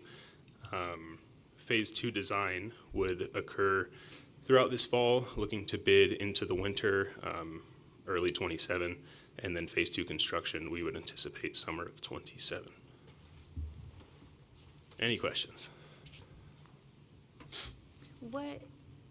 The bid amount was for $1 million and some change? Correct. 1.2 million? Yes. But then you have highlighted tonight's request is only $200,000? Yes, so 2 requests, the 2 items on your packet. The first one is the notice to award for Lerviere. That is the 1.353984.5 Just to pick total. their bid? Yes. That's what you're asking for, okay. Yes. And then, There's another contract for construction management services with our consultant. That is the 248 number. but in item 1, we are committing to the 2.1 million. We're just not paying it right now. No. No. The low bid is 1.23. I'm sorry, 1.2. Yes. Yeah. Yep, Yeah, 1.2. So we're committing to it, but we're only paying presently $200,000. Item A is the 1.3539450 up there. Item B is the 232. Yeah, but we're not. For CMS. Yeah, I can elaborate a little more. So this one specifically, this is for the contractor. Right, the we're not bid. paying this right now. We're agreeing to the contract, or we're paying this right now? As construction would be completed, we would issue Continue to payment. paying it. And then, so what is the 200? This is for our consultant services during construction. Of course it is. Okay. Yes. And is not part of the $1 million? No, unfortunately, it is not. Sorry, just. Nope, that's. Can you just highlight all the money that we're going to spend Absolutely. on your next presentation? Yes. So that, okay, great, thank you. No, of course, yeah. I was trying to differentiate between the design. You did a great job, which is why I was confused. Any other questions? Oh, sorry. Oh, I do have one more. Can you go back to the picture just before this? Yeah, is most of our water main under the roadway or under private property? In that picture, it's a little bit hard to tell which one. I would certainly default that question to Rob Paulus. However, I'm fairly confident that most of our water line is within the roadway. Okay, great, thanks. All water lines lead to Rob Paulus. Yeah. I'm good, that's all I have, thanks. Yeah, perfect. In the rights of way. Any other questions? Yes, in regard to the bidding and the engineer's estimate, that I did notice that there were quite a few bids all around the same pricing. But the engineer's estimate seems way higher. So I'm curious, or maybe you can explain how did we bid this right? Did we give a good scope? Because that seems like quite a difference between those numbers. I agree. Yes. I do believe we bid it within scope, to use that term. Things are very competitive right now, so you guys will actually be seeing another request to award our Celtice Way project here at the next council meeting. That was about a $10 million estimate, and that one came in at about $5 million. We're seeing a very, very competitive bid market right now, which is good. And I guess to answer in the best way that I can, something that we look for is the low bid was that 1.23, and we see that there's a handful of people that are close to that. So that gives us confidence that we're not just totally off the rails. As it pertains to the engineer's estimate, and I'm going to steal something that John says all the time, maybe it's at a planning level, but an engineer's estimate can be anywhere from half to double, which is always everyone's favorite thing to hear. I could have that job. Yeah. Being a weatherman. Just, pretty good at predicting things. Like this to me. Yeah. So I will say we're confident moving forward, and we're, I think, pleasantly surprised with bid pricing comparative to our estimates from our engineers. But we budgeted for the 2.2 million, so if that was the price, we would have been able to pay it. I believe so. So where does the remaining money go? John's going to take this one for me. Slush fund. Yeah. Slush fund. Good evening, John Beecham, Public Works Director. It does not go to a slush fund. Okay. It goes to our pipeline replacement fund. Okay, so it just stays there. And so if this happened year over year over year, where estimates were way higher than what we had anticipated in the financial plan, when we redid the financial plan, we would be able to do lower rate increases or even rate decreases at some point. Okay. If that happened year over year. And there, as Jackson said, there's a lot of uncertainty in the financial planning that goes into a 5 to 20 year plan. So this is a win in the book of uncertainty. They're not all wins, unfortunately. Okay, thanks. John, who does the engineer's estimate? Is that a contracted engineer or internal engineer? A contracted engineer.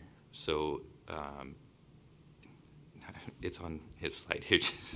Century West is the consultant for this one. So they are contracted to do an engineer's estimate at a couple phases of the project. This is the one that was done most recently before construction. And that helps us to make sure that we're, as we go through budgeting, we have the right amount of money allocated for the project. We haven't thought we were biting off $1 million project, and it's actually $3 million. So that's really where that information is most helpful. I guess we can't throw too much mud at them because a politician's estimate is usually about 1/10 of the cost. So, I will say, in defense of these estimates, if you follow construction pricing, things over the last, I'll say, 8 years have been all over the board, and they're doing their best. I'll say, I don't know that we could do better. I'm not sure other engineering firms could do better. There's just a lot of uncertainty in the construction market right now. I'm not sure anyone anticipated the competitive nature of the bids we've seen last couple of weeks. I don't know how long they'll last either. Then let's bid for more. Yeah. Stay tuned. Not long ago, an engineer's estimate that was made in January of 2020 was about 40% of what it ended up being in 2021. So it works both ways depending on what's going on. And I like this way better. Yeah, me too. I like it a lot better. I don't know, John, if there's any projects we need to escalate now that we're in this environment. The engineer's estimate is a good gut check for the number, but I would caution against using it too closely, because you can make bad decisions by the engineer's estimate. And in this case, if we had trimmed the project back to be within $1 million budget, we would have not made a good decision if you look at it. So they're an estimate. They're a planning level cost. They should be a little better than the master plan level costs, but still 30%, 40% is pretty typical for an engineer estimate. Thank you. Thank you. I will say, not to steal Andrew's thunder, but we do have a couple projects out to bid, so we're working on it. Okay. Further questions? All right, it looks like we've got 2 motions to float here. I would move to approve the Westwood Water Distribution Replacement Phase 1 recommendation of award. Second. Motion and a second. Further discussion? Roll call, please. Blue, Aye. Ziegler, Aye. Malloy, Aye. Luca, Aye. Stigliter, Aye. Mosby. Aye. Motion passes. Thank you. Thank you, Council. I move to approve the Westwood Water Distribution Replacement Phase 1 Construction Management Services Agreement. Second. Motion and a second. Further discussion? Roll call, please. Ziegler, Aye. Malloy, Aye. Luca, Aye. Stigleader, Aye. Mosby, Aye. Blue. Aye. Motion passes. Thank you. Does anybody need a recess before we move on to new business? We'll call a 5-minute recess.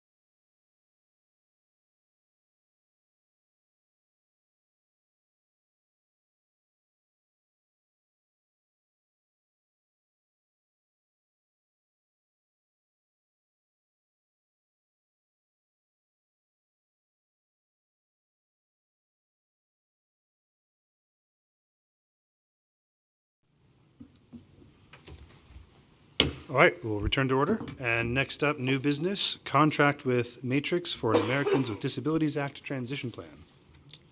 Good evening, Mayor and Council. I'm John Beecham, Public Works Director. I will note I'm giving this presentation, but this is really a team effort. This project has been helped along by folks from Parks and Engineering and Community Development. Our project team, as we go forward, will be led by Rob Paulus with help from Shannon, our clerk, who's also our ADA coordinator. Is that the coordinator?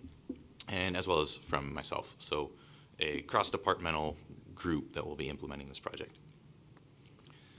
I'll talk a little bit about what we're doing in broad strokes and then about this specific project and how we got to where we are. Talk a little bit about the financial implications of the project, what our recommendation is, and any next steps.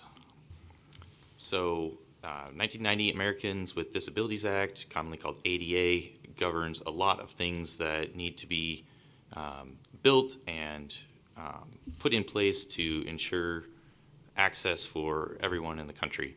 So this isn't just what you think of as ADA ramps, this is also our policies, this is our activities, things like that. It is noted that immediate continued perfect compliance is probably not going to occur as with the passage of this bill in 1990. So one thing that is allowed is you can do a transition plan where you look and see where you're deficient and then have a programmed approach to remedy those deficiencies. That is in contrast to doing nothing until you are found to be not in compliance with the law, which is not allowed. So a transition plan is one way to demonstrate that you are doing the things you need to do under this act. Is that what you consider this? Yes, this project is the transition plan, the inventory and transition to plan to transition to compliance across the city. So we don't currently have a transition plan in place for all this? We do currently have a transition plan in place, but it is from 2008. So a lot of the activities have been completed, which is great, but the plan is obviously dated, it needs updated, so which is why we're here today. So a little bit of the history of this, we requested $40,000 optimistically for the FY25 budget. And as you recall from our budget amendment for this year, we carried that money over to double it to $80,000 for this year. That was intended to more closely match the funding we needed.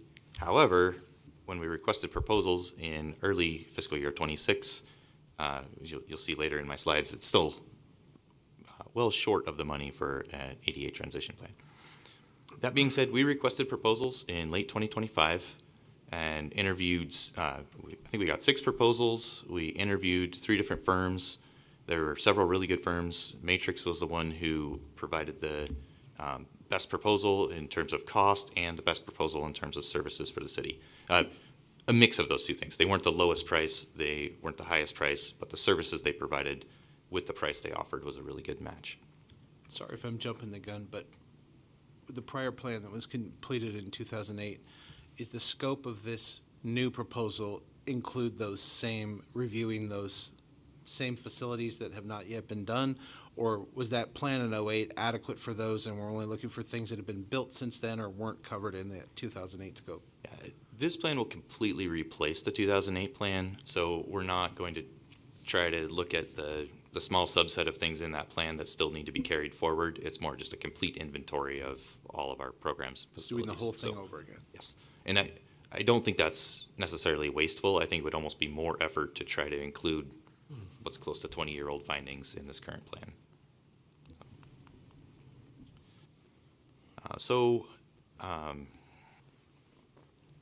In terms of the project, we are recommending breaking this project into phases for budgetary reasons. As I mentioned, we have $80,000 in this year's budget.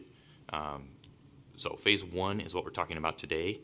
That project will involve doing all the planning for how we're going to receive the data, which may seem like a small endeavor, but we want this to be a GIS-based deliverable so that we end up with a map on our GIS system that we can use going forward so we can draw a box around 7 projects and do all these at once.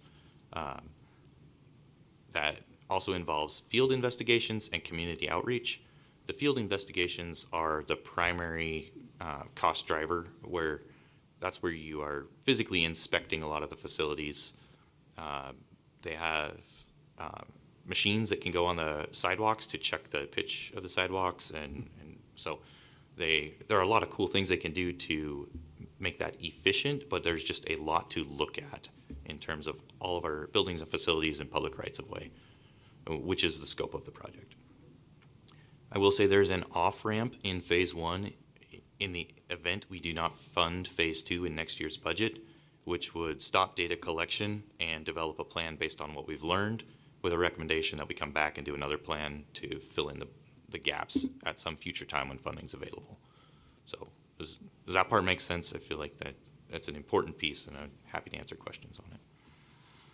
The completion of the work, which would be at this point in fiscal year 27, would involve a policy review. So that's some of the paperwork exercises.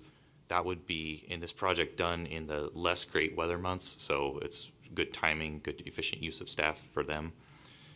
More community outreach, and then the actual consolidation of the plan into both the inventory of things that need done and the prioritized list. And there's a lot of public outreach that goes with that too, making sure that our priorities match those of the public.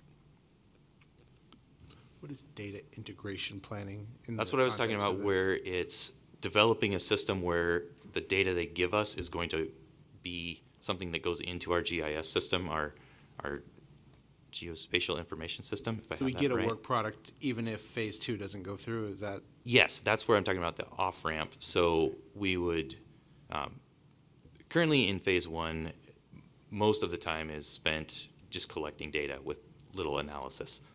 We will know well before that's complete if phase two is not funded, in which case we'll stop the data collection at a time when there's budget remaining to give us a deliverable that we can use going forward.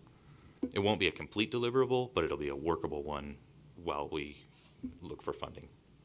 Thanks. So I do want to talk about community outreach. That was another strength of Matrix. They have a pretty good history of doing this and can provide us some guidance on how they will do that. So they've got some public meetings planned. They intend to make those accessible to folks with all sorts of disabilities that I will probably learn about through the process but don't know about. So it's not just the physical access that are easy to think about, but also some of the other disabilities folks might have that would prevent coming to a public meeting or public speaking, for example. So, deliverables currently anticipated in this project but currently scheduled in phase two are several reports looking at the different elements of the project. And then, as I mentioned, the GIS database. I do want to highlight that. That was a key feature for this particular consultant. Most of the other consultants will sell you a proprietary tool to manage your inventory, which you then license year after year after year. They'll give you a couple years free, which is nice, but these are 20-year plans. So. And then the final document is the formal thing called the ADA Transition Plan. It incorporates all the findings, the database of things that need addressed, and a prioritized list of when we will, in what order we will work on them. The financial summary, so the cost of phase one is almost $94,000. As I mentioned, our budget is $80,000. Those two numbers don't line up perfectly. We do believe there are, in other projects we were looking at taking on this year, there is a $14,000 that we can reallocate to this project through budget transfers from one line to another. The full project cost is about $190,000. That's that will be the full contract value with Matrix if we award phase two at a future time. So our recommendation is to move forward with this. It is a lot more expensive than what we thought it was going to be in the first place. That being said, it is important work and it is important to get it started, even if we're not able to bite the full project off at this time with the budget we have available. Can you just clarify the GIS? It was part of phase one, but then it gets pushed into phase two. Would we still get that if we took the off-ramp for phase two? Yeah, so yes, I'd be happy to elaborate on that. Good question. The data integration planning is what I mentioned in phase one. That is planning how we're going to get that data. So it's actually more complicated than you just get a file and you upload it to your GIS system. So currently we're not anticipating getting a GIS deliverable in phase one. Okay. However, if we take that off-ramp, we would get a GIS deliverable of the information they had gathered so far. So it won't be the complete right-of-way, it'll be the portion they studied. It won't be all of our facilities, it'll be the portion they studied. Does that make sense? Yep. Great. Other questions on that? The phasing of this feels complicated, so I'm happy to answer as many questions as you have.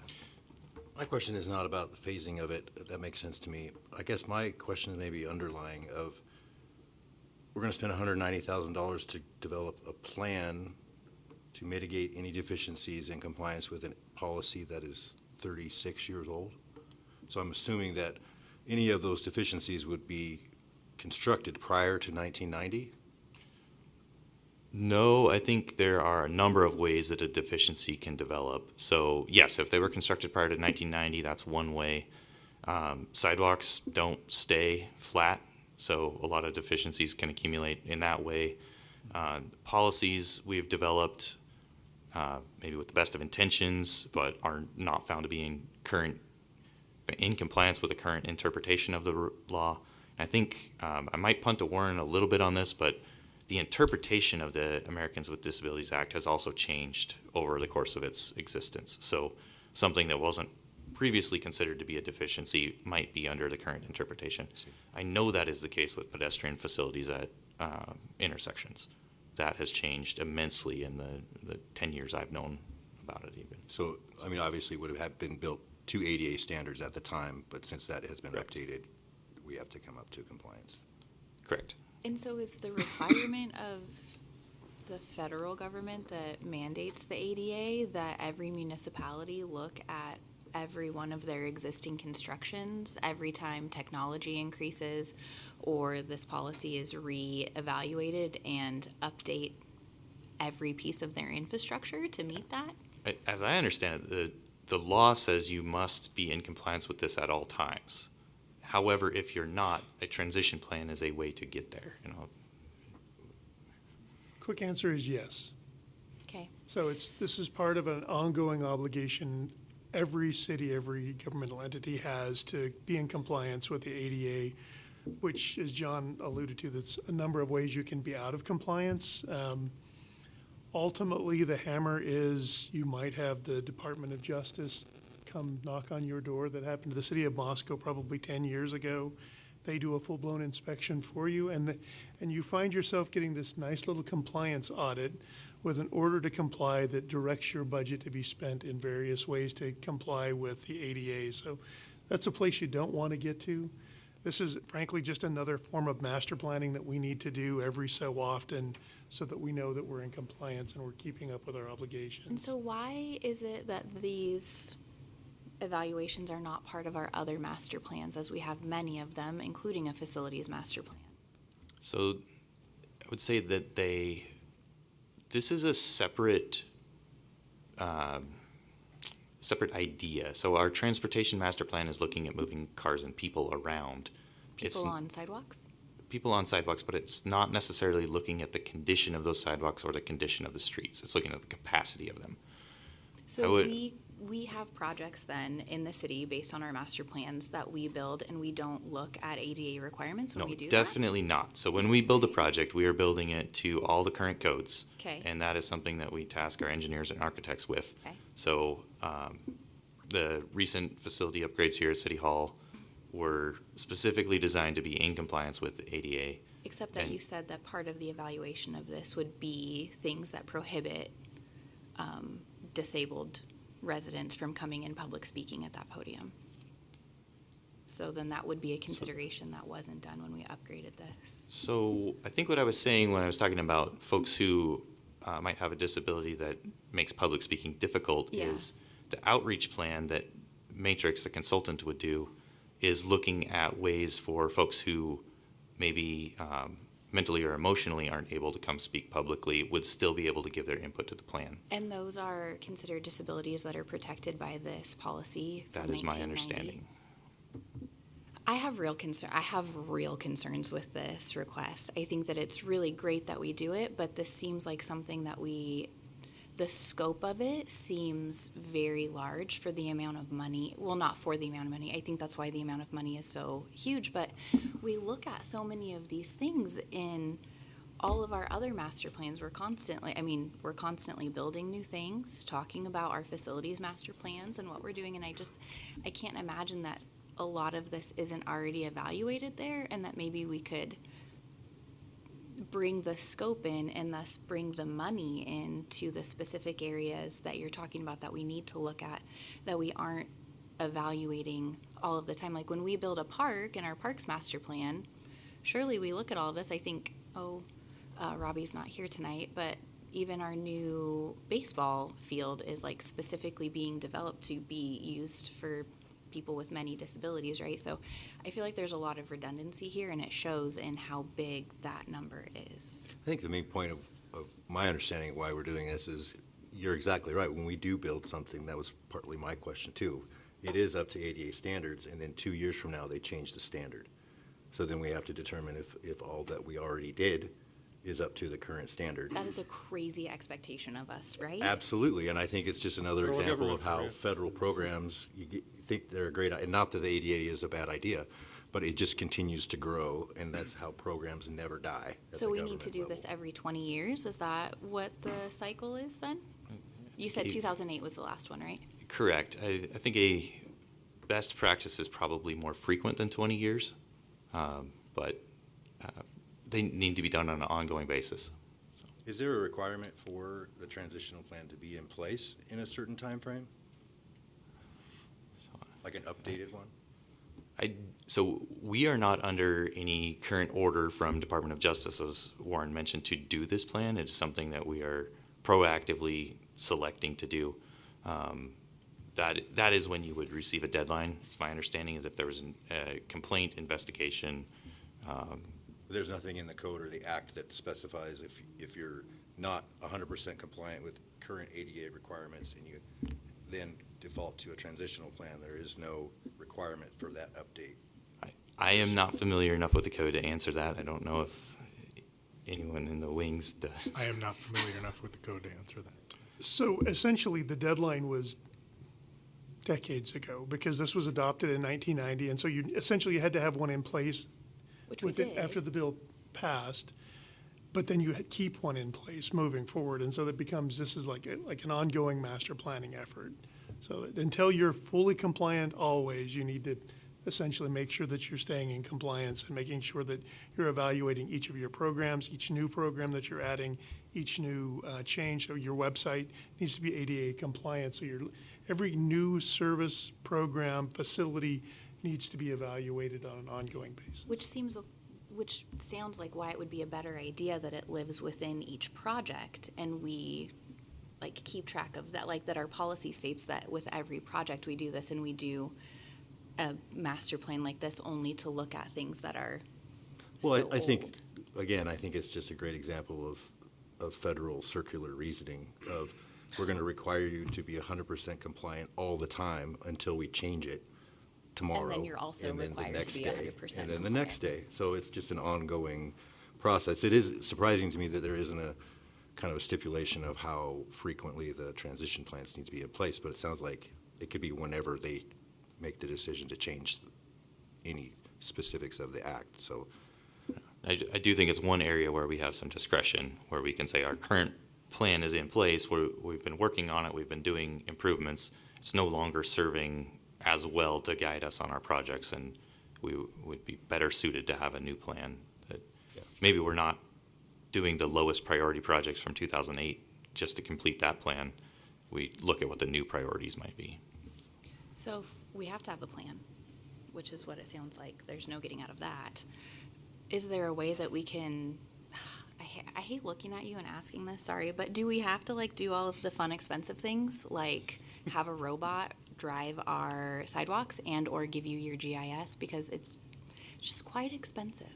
Yeah, so again, my understanding, the robot is the less expensive option rather than having a person with a level and a ruler checking the side slopes on all the sidewalk. Okay. So the robot can sense the pitch of it, whereas an engineer with a level and a ruler, which is literally the other way you check it, is going to be far more expensive. Okay.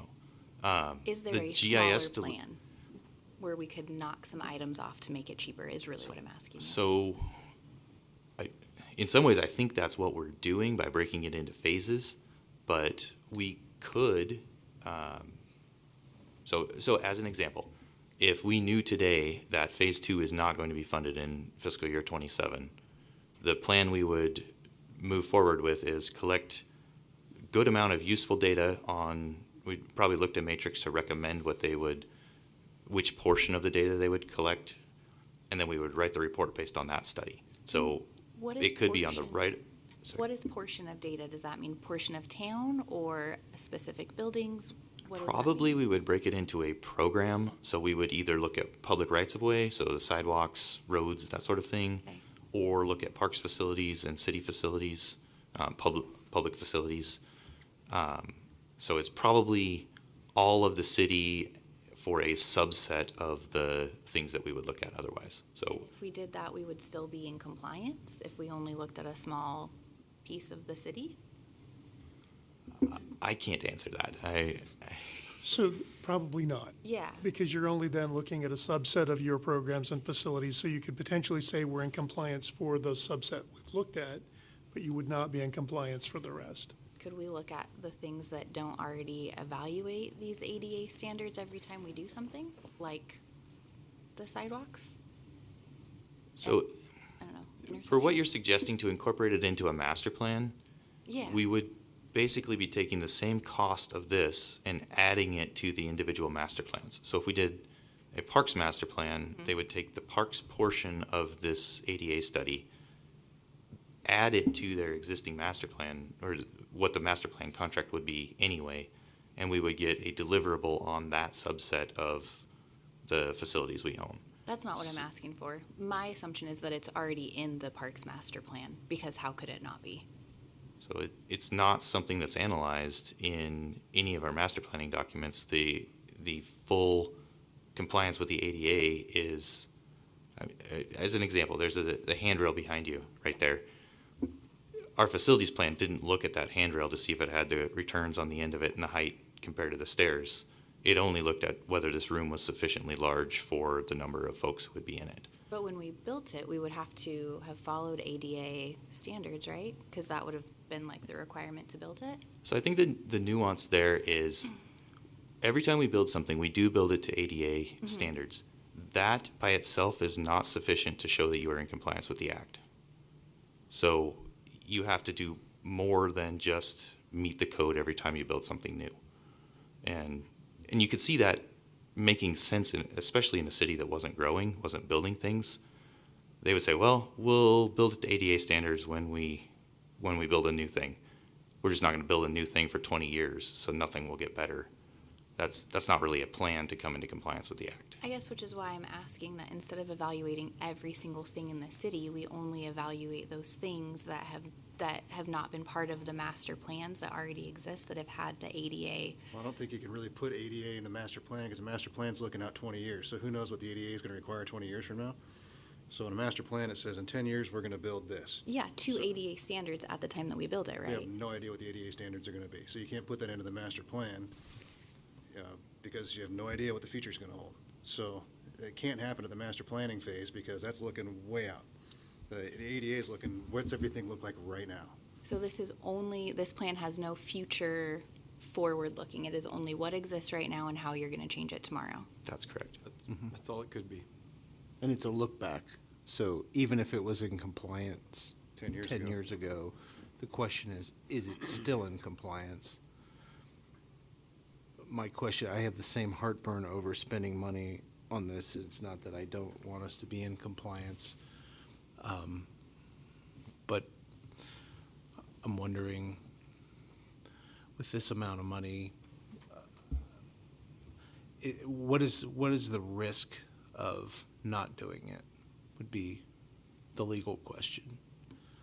I mean, you mentioned, Warren, that you could draw the ire of federal agencies. How often does that happen? How egregious does it have to be for you to get that? I mean, obviously, we're attempting to be compliant. We build buildings to ADA standards. It's part of everything that we do. And we do have a plan. It's just old. But we're still executing on that plan, right? The 2008 plan. We're still trying to get those things done that we identified in 2008. So what is the risk of not doing anything? Didn't come on, sorry about that. So the risk is significant. You could end up in a compliance order with the feds. There's also, frankly, private rights of action. You could have people come in and sue you, and there are folks out there that's how they make their living. So there is significant risk. It's been a number of years since I've dug into this with any depth, but I'm aware of a couple of scenarios where millions and millions of dollars annually were having to be set aside towards ADA compliance, which is not an insignificant thing, as well as then paying attorney's fees and other things on top of it. I don't know that we're not that big of a city, so we're not going to have as much liability as, say, a Sacramento or a Seattle. We're not in that level just because we don't have the same amount of infrastructure. But it could dwarf your budget. This number is a small number compared to your potential liability down the road. This is a $90,000 good faith effort. It only takes one person in the city to file something, of course, that could be very for phase expensive one. to comply with. This year, right now.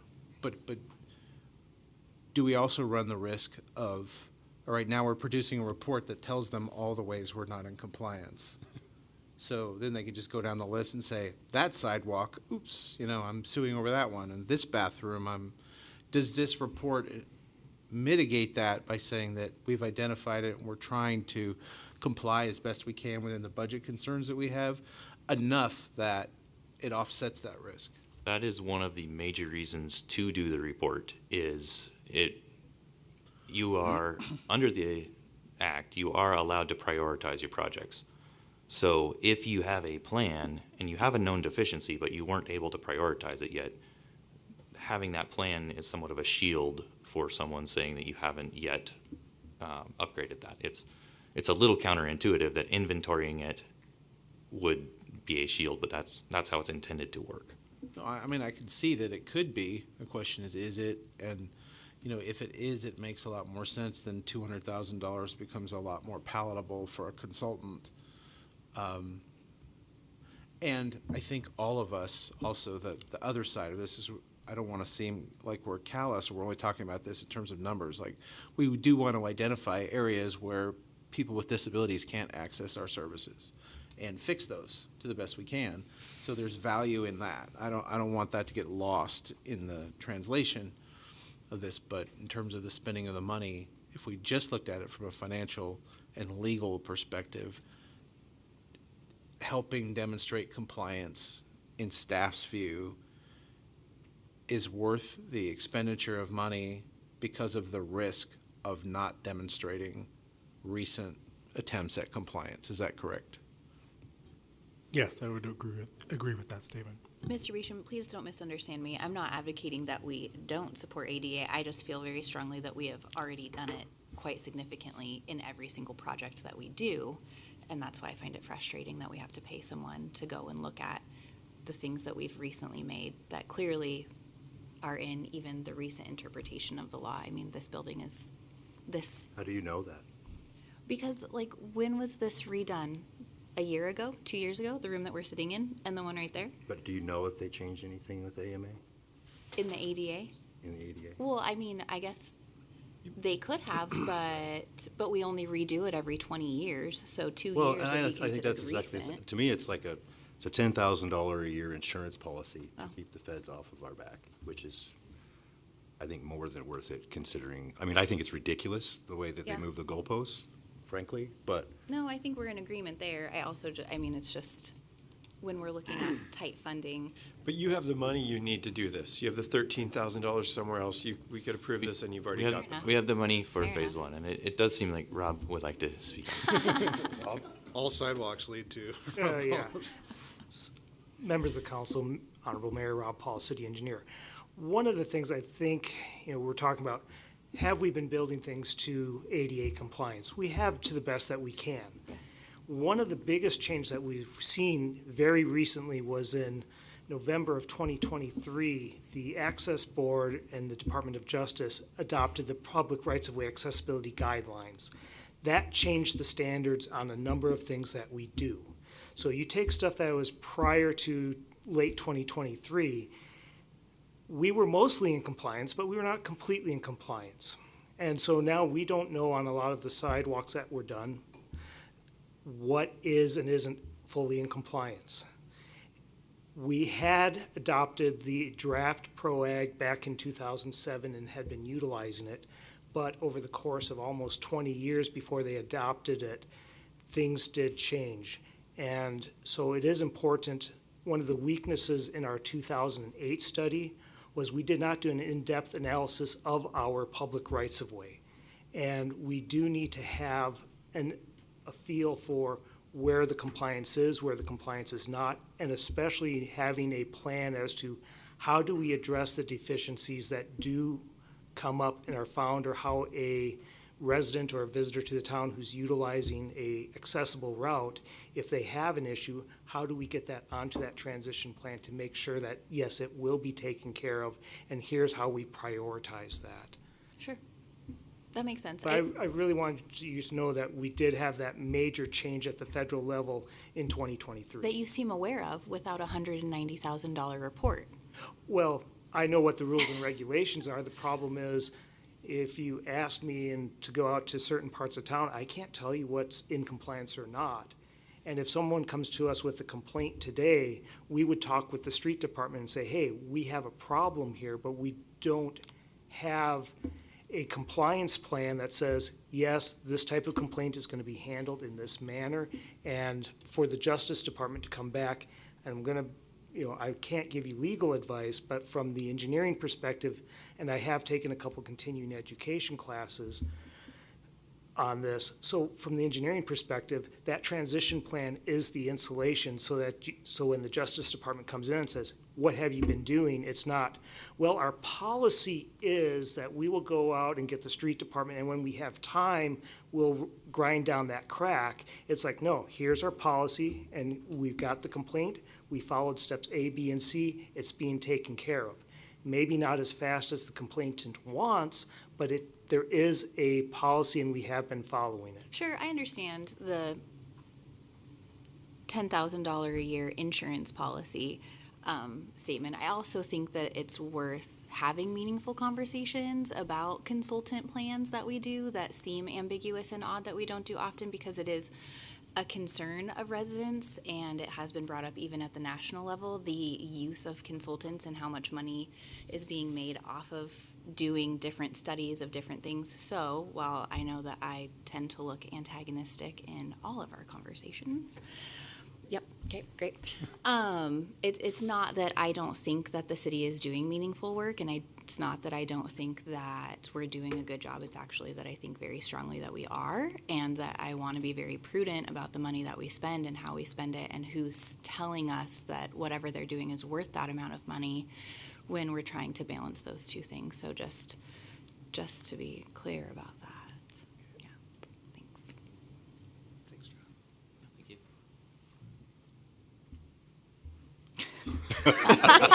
There are more questions that I'll try to answer. I would like to ask you a question. Yeah. We know that, and I've known for a long time, that the ADA has been in place. This is an ongoing obligation. What steps have we taken to ascertain whether we can bring this in-house and have departments have their own processes within their departments for determining compliance, like whether it's the streets, checking to see if the streets are in compliance or whatever it is? Like, why don't we have that as an in-house ongoing process where there's training, there's education courses, to make it a consistent?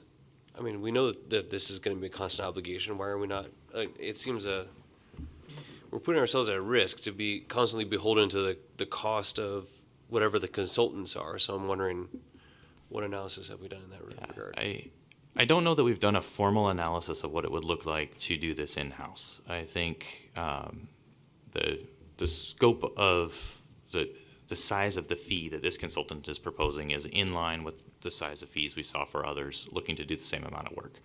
So there's obviously markup anytime you hire a consultant. That being said, we would not have the bandwidth to do this holistically across the city in short of a couple of years if we're adding it onto existing workloads.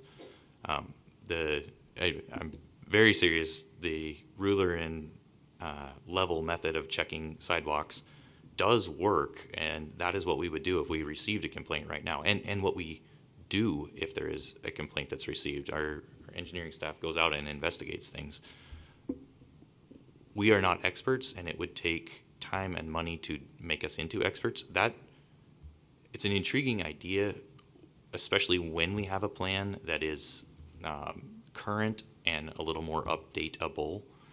The current plan we have is an Excel spreadsheet plan. It's what you'd expect from 2008. I think the biggest answer to why we're not looking at doing that is just workload. And consistency. So if you do the same thing over 15 years, you're adding to it a little bit all the time, but are you still doing the same thing you started doing 15 years ago? And how do you keep that plan? What starts as a small plan and builds, how do you keep it prioritized and consistent across the board? So it could be done. It would be a pretty significant lift. I think, I don't know that we would have the staff on staff right now to take that on without not doing some other things. So. Sure, perhaps not preparing a transition plan of this scale, but I'm looking at it as okay, we need to prepare the whole, the whole project now in this this multi-phase endeavor, or is there some kind of thought process where we can take smaller bites and just have a more consistent, sustainable approach over time, especially as our city's growing and ADA is not going to go away. Maybe this is something to spread the load out among staff and to train staff over time so that we could reduce these kinds of costs instead of coming back in another 10, 15 years when we've grown a lot to do a whole new transition plan, which is probably going to cost twice as much. Yeah. So And then I don't if know. we I think it's a good did, would idea. that be cheaper than $10,000 Yeah, a year? exactly. It's the second question. cost. The additional wages for the staff and the training costs would be filtered into that. And it may give us better compliance because we wouldn't be waiting 20 years to find out. Yeah, I would say we are investing in staff to understand these issues currently, and that is across departments. So our park staff, our engineering staff, our building official, our building department staff are familiar with ADA requirements. It is more a matter of taking the time to analyze each piece of infrastructure and policy in a programmatic way to where you get the transition plan that would serve as the insurance policy, if you will. So like would that be an FTE, in other words, would be a question. And now you're looking at more than $10,000 a year significantly. I can't answer that without diving into it more, but putting it in the $10,000 a year category, it seems like it's a pretty good deal if we're able to hire a consultant for that. So the way we use our expertise right now is really in implementing projects. So when we're looking at designs for roads or every time we do a overlay project, we need to bring all the ramps in that area up to current ADA standards. So we're hiring contractors to do that work and then inspecting it to make sure that it meets those standards. So we do have some expertise. It's more of a workload question than it is staff know nothing about ADA and we have to hire experts to tell us what we did wrong. So. And I have a follow-up question on that, and this is maybe more for you, Warren. In regard to the nature of the transition plan, what is required, it sounded to me like what is required is more precise. Like there's a sidewalk out of compliance, that better be a line item on the transition plan, otherwise you don't have a shield to protect you from an action based upon the sidewalk being out of compliance. Is that kind of? So generically, you want to look at all of the services and facilities you provide and determine whether they're in compliance or out of compliance. You're invariably going to miss something. I mean, there's no one that's perfect, no one that gets it 100% accurate, but that's the goal, is to essentially identify areas that you're out of compliance and identify a transition period and how you're going to correct those deficiencies over the life of the plan. And so my follow-up to that would be, could a transition plan be a plan for we inspect this sidewalk for compliance on a quarterly basis with this person in this department, and that would become our regularly scheduled, almost like routine maintenance? It'd be routine ADA compliance. We check this sidewalk, we check that bathroom, and that confirms that this facility is ADA compliant on a quarterly basis or on a yearly basis, and that's the transition plan for all of our facilities. So then we don't have to have a consultant come do a top to bottom investigation. It's already on our transition plan for all of our facilities and policies. We're going to review it at this time. We're going to inspect it at this time. And that's according to our policy. We'll identify if it's in compliance and bring it up to compliance if needed.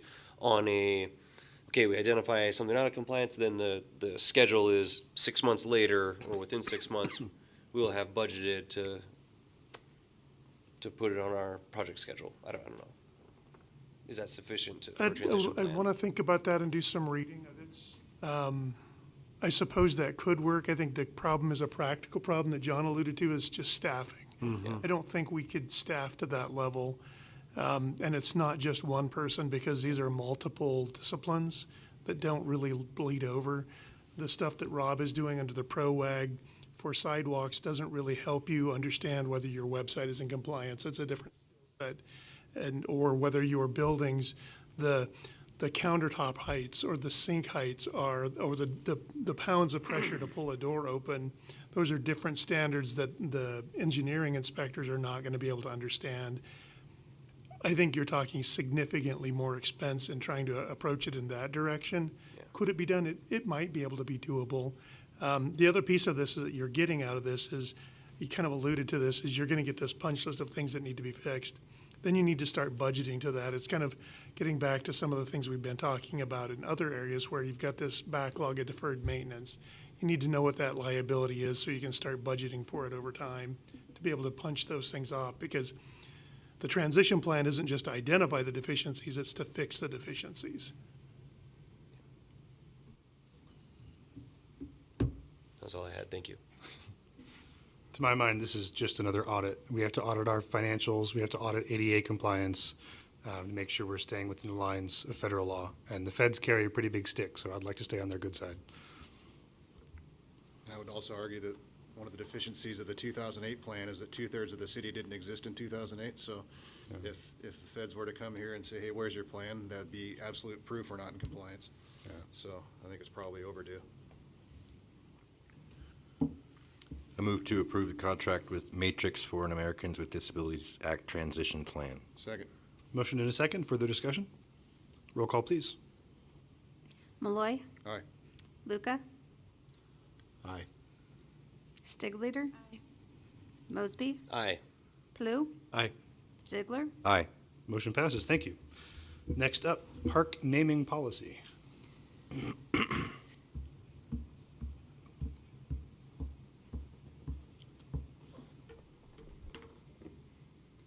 Good evening, Mayor and Council. Chris Ammerman, Parks and Recreation Director. Tonight, I'm going to talk about an update to our park naming policy. So this has not been updated, speaking of updates, for a while. In fact, the impetus for this and bringing it forward tonight is that we have a new park coming online soon, Crown Reserve. We also have already have a Crown Point Park. And in looking at the park naming policy that was in place, it was old. It was maybe part of a overarching policy with some other things. So went to the legal team and decided to clean it up, and they did a great job of turning it around fairly quickly and coming up with this new updated policy for you.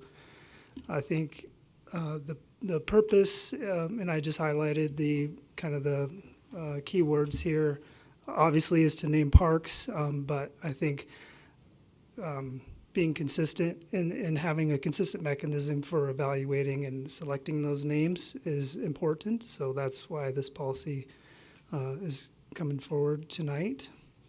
And this is for naming new parks and also renaming parks if that were proposed. So the process would look like this. The city staff could solicit names from the community members, and then those names, proposed names for parks would go to the Parks, Recreation, and Urban Forestry Commission to evaluate and select those names, and then recommend those to council, and council would make that ultimate decision for naming the park. A lot of different selection criteria for naming a park: the neighborhood it's in, the planned usage, proposed naming rights. That gets into a sponsorship situation, and I'll touch more on that in a later slide. You have your natural features, historical significance, think Falls Park, think Treaty Rock Park, things of those nature. Common names of the park and the surrounding area in honor of people that have had a significant, either made a significant land or monetary contribution, or in honor of a person who died more than 2 years prior, who contributed exceptional community service. And then this didn't make it into, I think, the presentation in your packet, but in the last one I left off, in honor of a living person who has provided exceptional community service for 10 or more years. So that was something I left off there and added that on in this one because that was part of the policy. And then so you might be asking yourself, what is exceptional community service? So that is defined in these ways: sustained civic leadership, and then basically just anybody that has contributed to the community, and specifically, to communities or segments of our population that have been underprivileged. So in any way, basically. And then seniors and youth are also included in that. Can I ask? Sure. Why even have all of those criteria in there if the naming process has to go through somebody finding a name, and then has to go through the Parks Department, and then has to come through City Council? Why are we? I don't really like this idea of naming out what exceptional community service is. Whatever that name is going to have to go through 3 bodies of people. What if they did something worth naming a park after that's not on this list? It seems weird to me that we would list this out. Can we just not pick whatever name all 3 of those bodies want? I had the same concern, by the way, before you answer. Oh. Based on the same things I thought with the proclamations policy, it was overly rigid. If you serve the city admirably for 4 years, should we not be able to name something after you because you didn't quite hit the 5-year mark? Or, would we be able to name something after George Washington under this policy? Because he didn't do anything for Post Falls specifically for 5 years. So I think that it's overly rigid. And what is the problem we're trying to solve? I think there's benefit to standardizing it. But just the same consistent problem I had with the proclamations policy was, let's just allow for some human flexibility so that, your commission says, this person, they were, let's say they were a law enforcement officer for 3 years here and they took a bullet for the city and we want to name something after them, God forbid, but shouldn't we be able to do that? Now we have a policy that says, no, we can't. Could we at least loosen it up a little bit? Please continue. But I just wanted to piggyback on what Councilor Stigliter said, is this is consistent with at least where I've stood on these policies. Yeah, and I'll defer to legal as far as where this came from. I'm not exactly sure. I think the language, though, I'm not from this area. Obviously, I'm new to my position here, but I've served in other places, and language just seems fairly consistent, but I do understand the comments that have been made, and I'm sure we could certainly be less rigid. Did Wilsonville have a similar policy?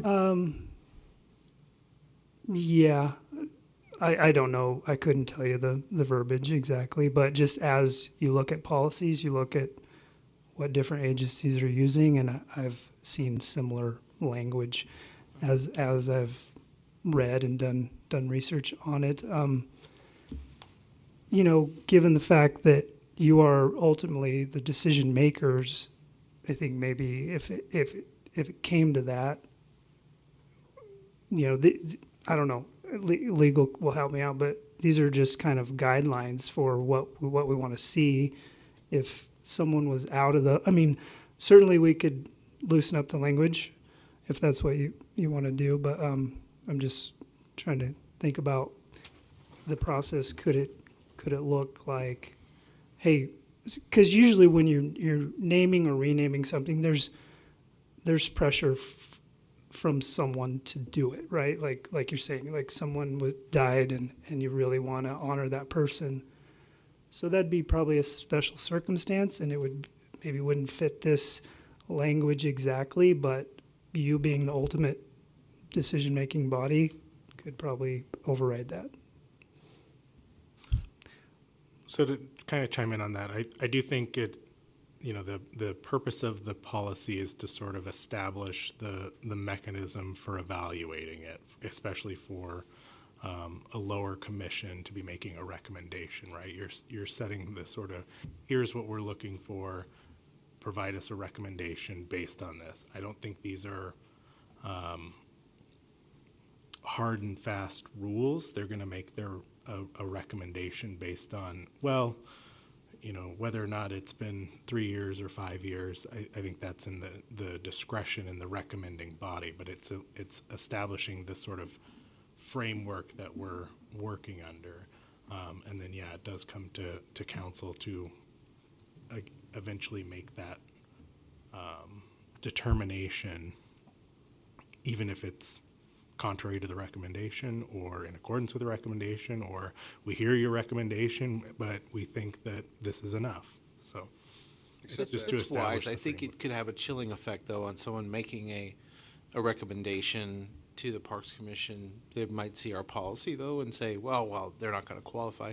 So maybe the solution is we have a policy, but the exceptions are built in. So including but not limited to these types of things, or someone who's made a significant cultural achievement,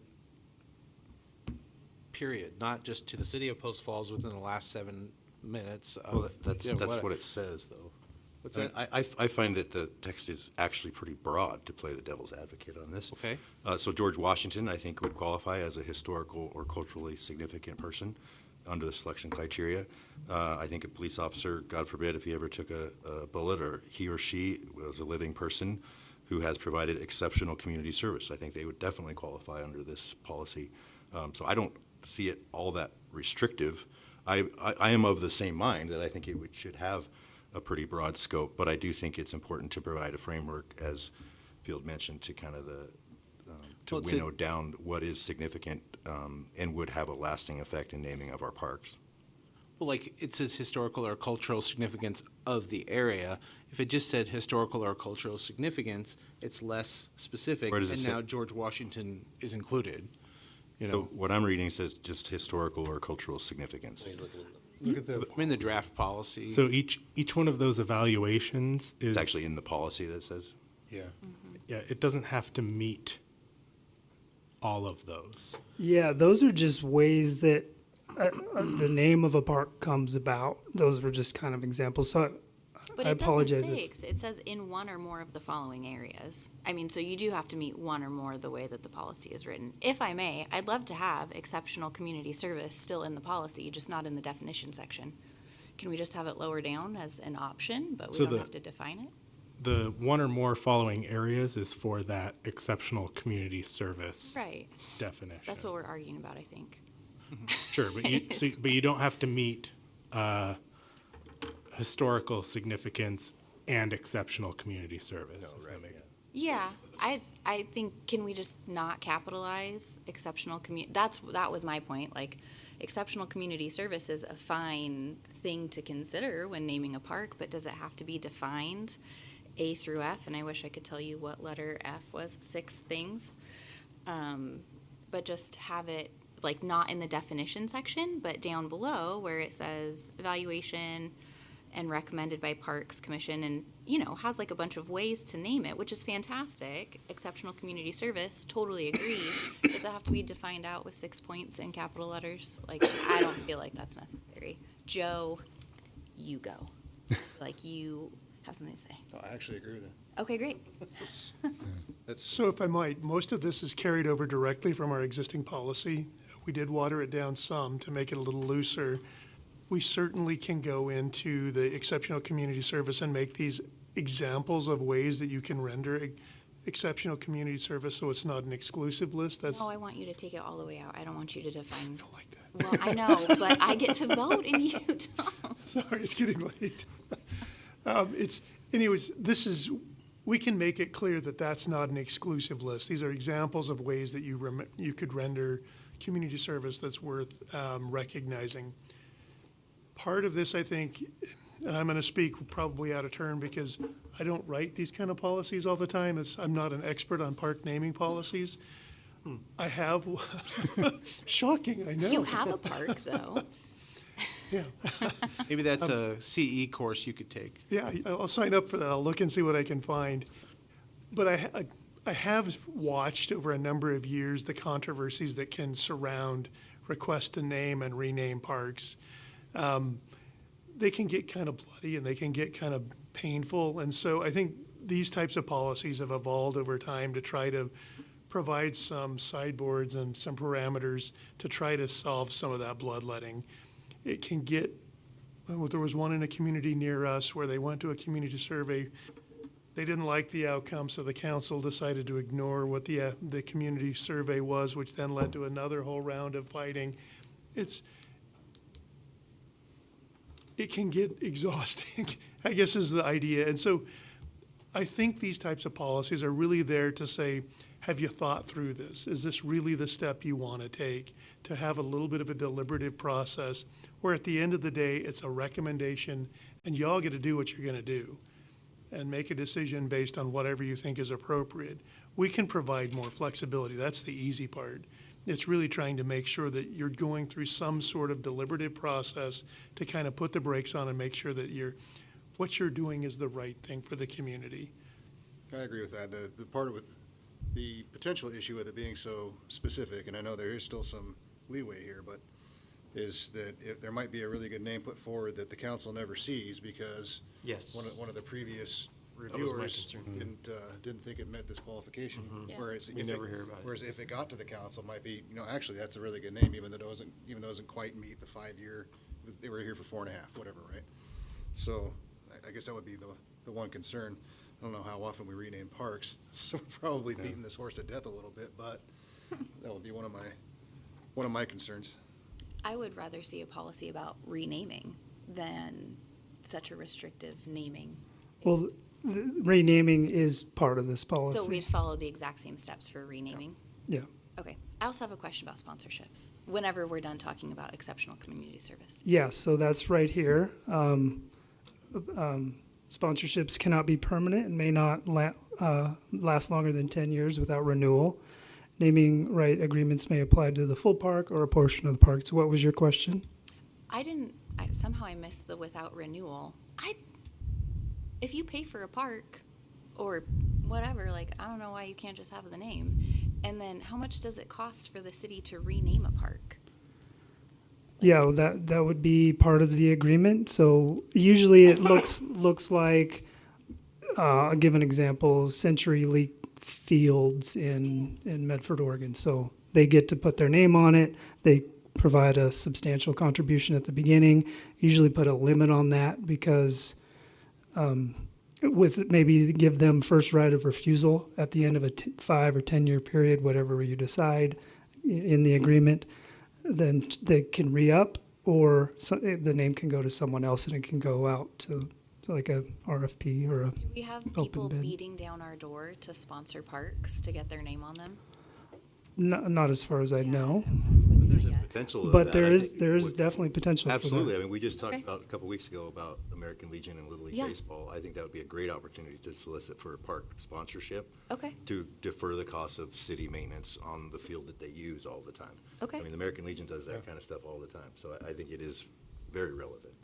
For a baseball field that Well, that's just doesn't one have the name American Legion in it, One right? example. Yeah. Well, there Coeur d'Alene, we have Thorco Field because they were a sponsor and they played a major role in establishing that American Legion Park, so. Don't misunderstand me. I'm actually trying to support the people that paid for it initially, which is not generally my position on an issue. It was like the renewing part that I thought was odd. If they like sponsored it and paid for it, like why would we want to change the name?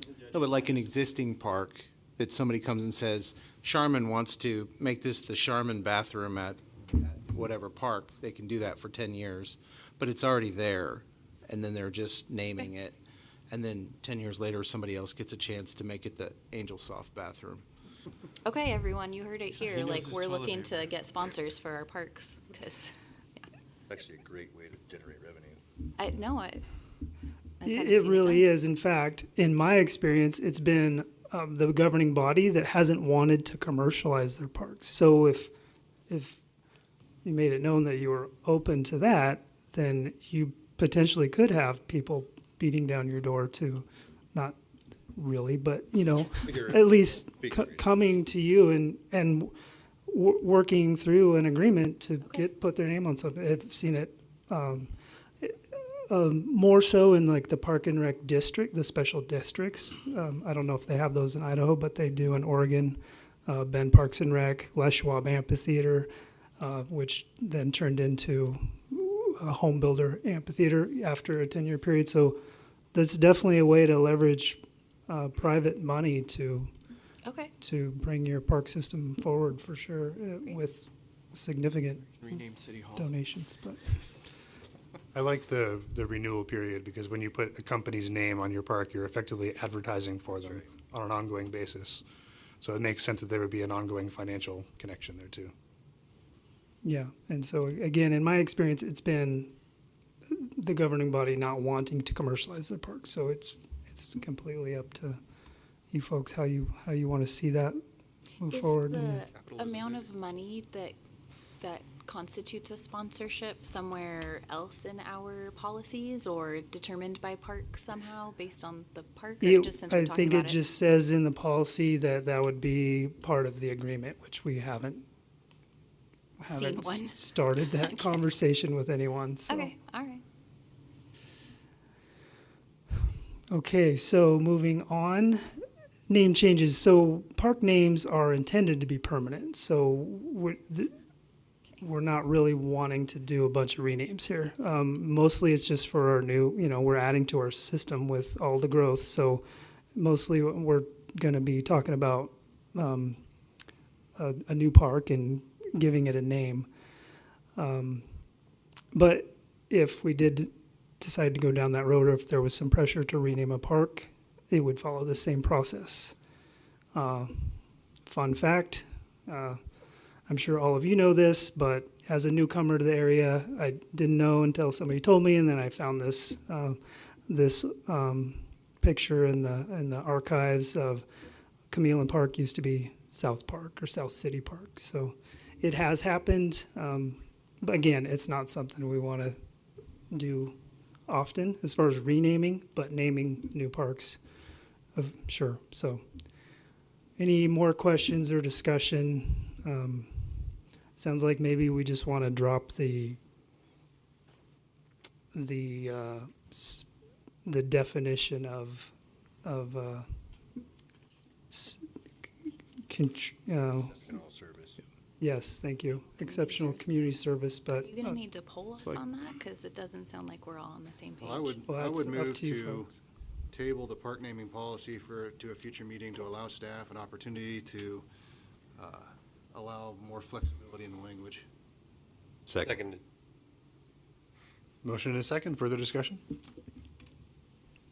Roll call, please. Luca? Aye. Stigliter? I will say aye, but my request is not for more flexibility. My request is for it to be moved out of definitions. Aye. Mosby, Aye. Blue, Aye. Ziegler, Aye. Malloy, Aye. Motion passes. Thank you. Thank you. And change Camille back to South City Park. South City. That sounds Pronounce it at least. I can never remember how to spell it. Nobody here knows how to say it. Camille? Did you notice that they even changed the name of the power company too that was on the sign? It was Washington Water Power Washington Water Company, Power, now it's Avista. Right. Did you notice the log deck in the, Did. or on the back? LP Mill. It's was pretty there. cool, actually. Nice. And next up is update to city social media policy. So didn't have a presentation plan for this, as it's a fairly minor update. It just is putting our social media policy into our new policy format, updating our old website because our existing policy was passed in 2021 and still had the postfallsidaho.org site. So it's updating that. And the existing policy didn't cover commenting very well. It talked about comments. And the new policy is a little bit clearer on, because social media is a tool to sort of get information out. Having commenting on each individual post is not the best way for the city to take information in, because we want to point people back to our official website and our official channels. And so updating that to basically make it the default is off unless there's a reason for it to be on. So. I'm sorry, we're going to be here forever. I kind of feel like that's not the point of social media, and that it seems more open to the residents that we have commenting on, but maybe we put somewhere that there's an understanding that this is not like how official communication through post falls will happen. So like we are not as a city going to give official responses there, but a lot of discussion and information can be exchanged via residents by commenting on the things that we post. But I can be overruled, so. Isn't that what it's saying? No, it's saying that we're gonna have the comments turned off unless there's a reason to have them on. Yeah, that's how I read it too. Tell me if I'm wrong, but it was, we used to, the old policy encouraged people to have a limited public forum. This policy is saying, no, we don't want that. We just want to use it as a broadcast. Is that true? The existing policy as a limited public forum was the idea behind a limited public forum is it is not the public discussion forum. It is a limited public forum that we are putting out the information in. So. But it allows people to that give hasn't us changed. instant feedback currently, and we would lose that. But it doesn't really allow us to give us instant feedback, because we're not monitoring that. Yeah. It's not a tool for them to get information to the city. If they want instant feedback, they need to go through the appropriate channels on the website, get in touch with the mayor, get in touch with the city clerk, those type of channels, because we don't have the ability to monitor every comment on every post. Valid point, and we should say that, as Councilor Stigler said, we should say this is not the official, this is monitored for your comments, you should direct them to wherever. But I look at it, so that I can see what people are commenting on, with the understanding that most people are going to say negative. Most of the commenters on any review are going to be negative. And we don't even know if these people live in the city. And, 9 out of 10 comments are, we don't need any more apartments or fast food places. We need this, whatever this is, but a lot of times there's valuable information, I think, in getting a certain segment of people that are saying, this Or is what to I think comment with about each other. this. Like not And information I would for the miss not city. having that. Not information for the city to receive, but information for residents to communicate to each other is where I see the value, and I think that it does show an openness of the city. To block comments entirely seems. It does, to that point though, it does, I think, create a perception that it is a city discussion and that we are actively monitoring it. Even if you say it up front, I think I don't think people will understand that. And they may say, well, I commented on that road closure post X, but the city didn't do anything about it. So I think it's more about managing those expectations and those perceptions. There are two big things that jumped out at me. One is if we're listing notice of a public hearing, we don't want people trying to give public hearing testimony as a comment on the post because that's not the appropriate place for it. And the other is that perception of if people are trying to interact with us in a comment section and we're not there, that makes us look unresponsive. And I think really the way that people are going to do that, and probably the way they do it now mostly, is if you look at the number of followers we have on our social accounts and compare that to the Coeur d'Alene Press and North Idaho News, it's on those third-party sites where people are really discussing this. We're broadcasting information, and then it gets shared on news sites. And those are the comment sections where people can go back and forth. And it's not a city property. It's true. I think that's where they can have their discussions, where there's no perception that this is a city thing and you're interacting with the city. Yep, I 100%. agree. Yeah, the Social media is noisy, and we couldn't even give it a fair shake if we tried and pretended to be monitoring it. So I would support just turning it off. Yeah, I agree. It's kind of the official communication on social media of the city, and I think the communications ought to remain official and be up to state statute and everything else. That perception, again, like you said, there's North Idaho Life, there's a bunch of others. Yeah. And part of it too is, we don't know whoever's commenting is a resident. We don't know if they're who they actually say they are, and being an official conduit, I think it needs to be outbound. I would move to approve the update to the city's social media policy. Second. Motion and a second. Further discussion? Oh, there are other things that I want if we're going to turn off the comments, but I don't think it matters. So let's. We can talk more. I mean, Go I ahead think if it you would have be nice thoughts. if we're going to turn the comments off, then at least on the post to have like a small thing that says like comments are disabled as the city does not monitor these posts, or please direct your commentary to the city directly. Something like that, because just turning off the comments makes and perpetuates this vision that the city just does stuff and doesn't engage, and I would like to avoid that. And I think we can add that to our, maybe not every individual post, but certainly, and media's not here, but I'm sure that have a pinned post. we can have that somewhere Okay. on those. Great. Further Thanks. discussion? No. Roll call, please. Stiglater, Aye. Mosby, Aye. Plou, Aye. Ziegler, Aye. Malloy, Aye. Luca, Nay. Motion passes. Thank you. Next up is citizen issues. This section of the agenda is reserved for citizens wishing to address the council regarding city-related issues that are not on the agenda. Anyone here wishing to speak? Anyone here? We've cleared. We scared them all off. Seeing none, we'll move on to administrative staff reports. First up is Post Falls Little League report. Good evening, Mayor and Council. Brian Myers, Parks Manager for the City of Post Falls, and coming in here in long relief. I'll try to keep it as brief as possible, but going to do my best.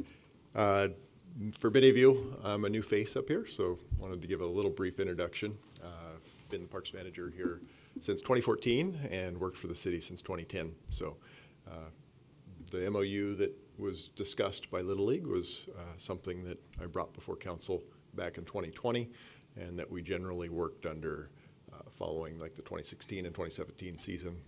So generally under that framework for a couple of years before it was actually adopted by council. So just want to start with that overarching track record. That's why I'm here giving this presentation versus Chris, and hopefully be able to provide some context that way. So to start,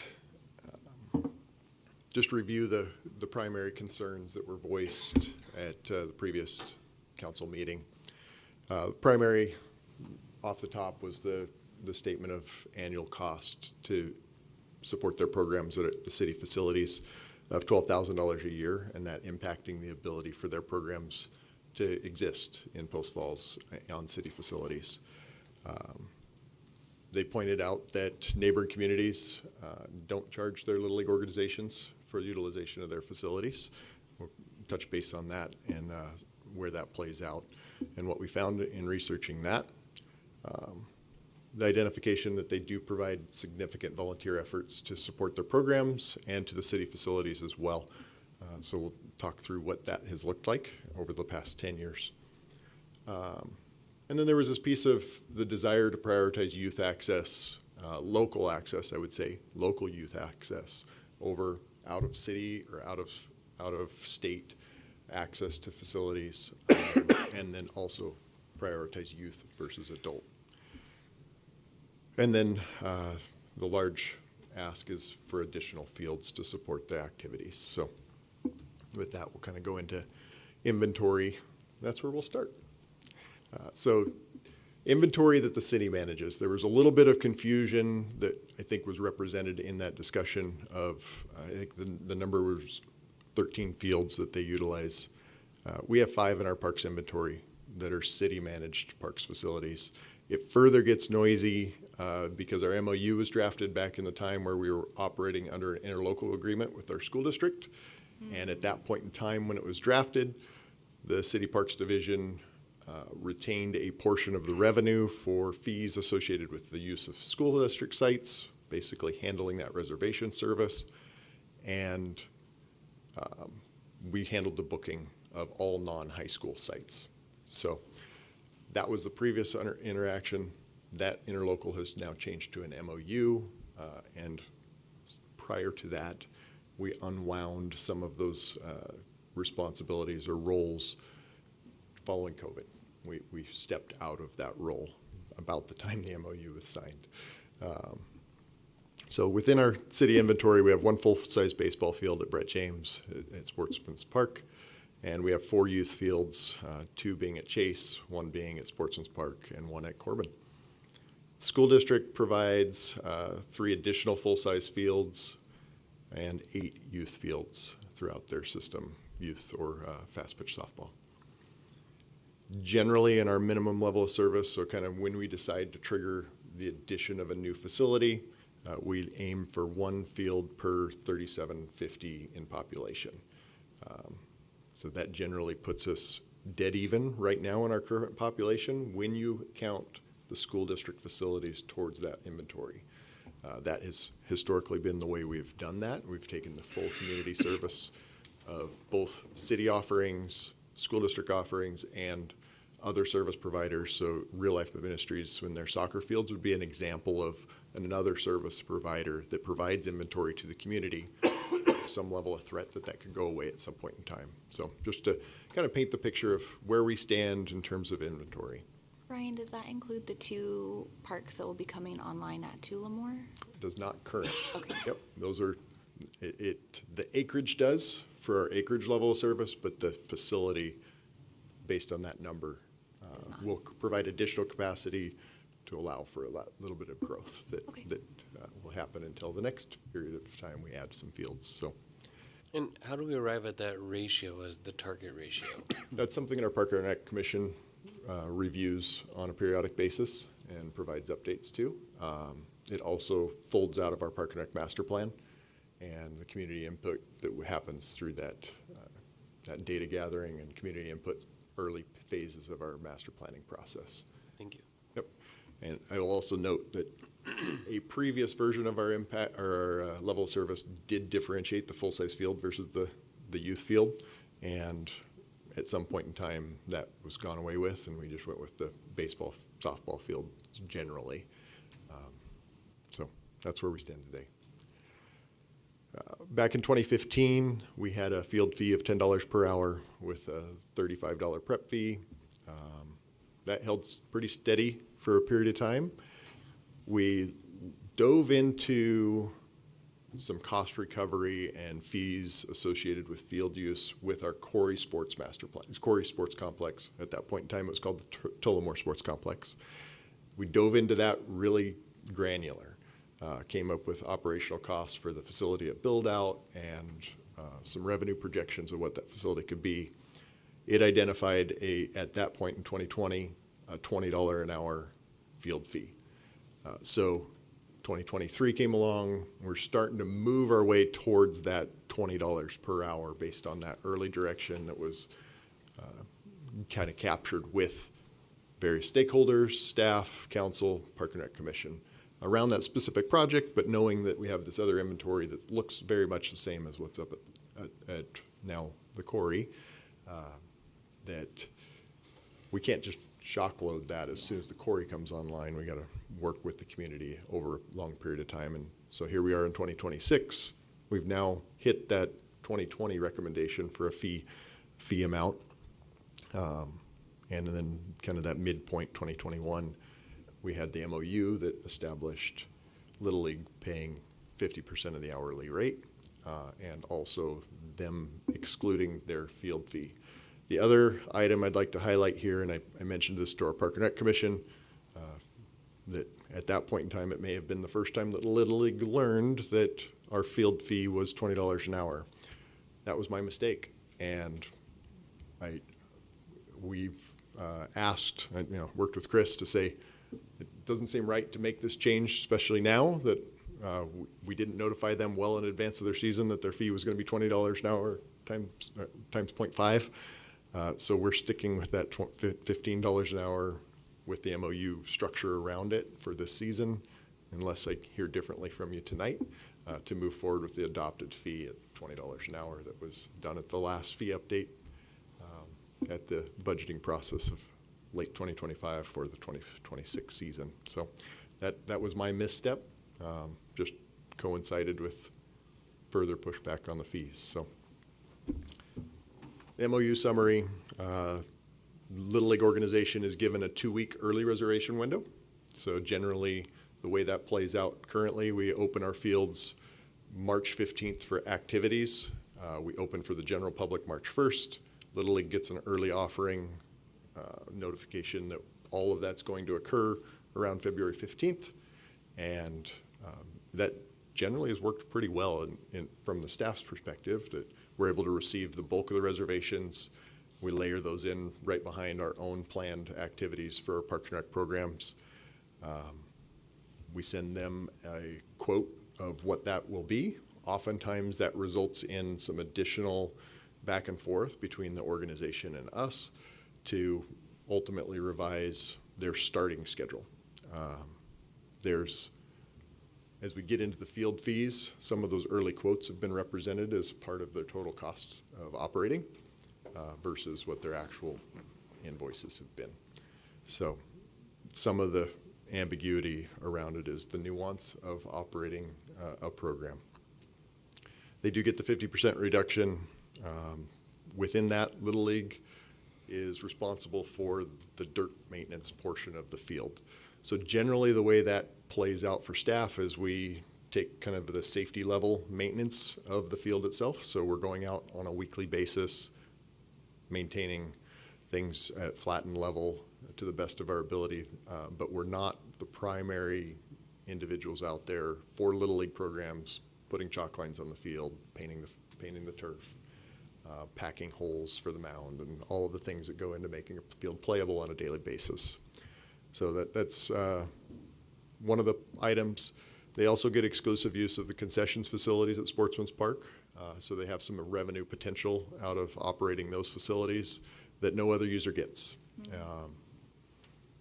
And then they also have layered in there that isn't fully unique to them. We have offered it to other user groups, a donation-based credit opportunity, but it's very specific in this MOU that we will consider that pretty broadly within the MOU and have done so, as you'll see as we get further into this. Talking about field use, dove into the past 5 years, just to kind of give you a picture. The big point of pain right now is that Brett James field, the full field. It is the one that is most used by various groups, Little League being one of them, and the adult baseball program that was mentioned being another, and various other groups. So the high school having 2 facilities and one other facility that's substandard at Ponderosa Elementary that's just due for a little bit of love. Most of the other community activities happen in Brett James, and it definitely shows itself in this use. Is the Legion baseball program captured when you say Post Falls Little League in all of those, or is that in the other hours? So to date, the American Legion program, and I'll have to go back in time here a little bit. So basically around the late 90s, early 2000s, Brett James Field, the outfield fence was 200 or 330 feet. It's really short distance outfield fence for high school level play. That Legion program relocated to North Idaho College and played there for about a decade. And then that field now sits the Health and Sciences building where the nursing program is held. At that point, they moved to the high school, and that's where they've been. So Legion program hasn't been a primary user for 30 years of any city facilities. They've lately had kind of a feeder program that's offered kind of their younger youth-based programs that have been using 19th and Chase and some of those others. So that's a rather new conversation for us with them as a user group. Okay, so they don't operate through Little League when dealing with the city. They are their own entity that makes their own reservations and. Yes, they're to make their own reservations. But they don't get the benefit of the 2-week early thing. Only Little League gets that. They would not. Yeah, they would not. Yeah, just as it's structured. And I don't know that the way it's structured, we could offer it to a different group. We'd have to unwind some of that or put a different touch point with another user group that would be after Little League. Can I ask one more question yes, about of the course. usage then? Then why, Brett James is our full-sized field? Yes. Why is Little League using it then? Little League goes up to 16 years old, and kind of the cutoff is 13. Okay. So they have a senior program that utilizes that field. That uses the and has full-sized for field. 40 years. Gotcha. Okay. Yep.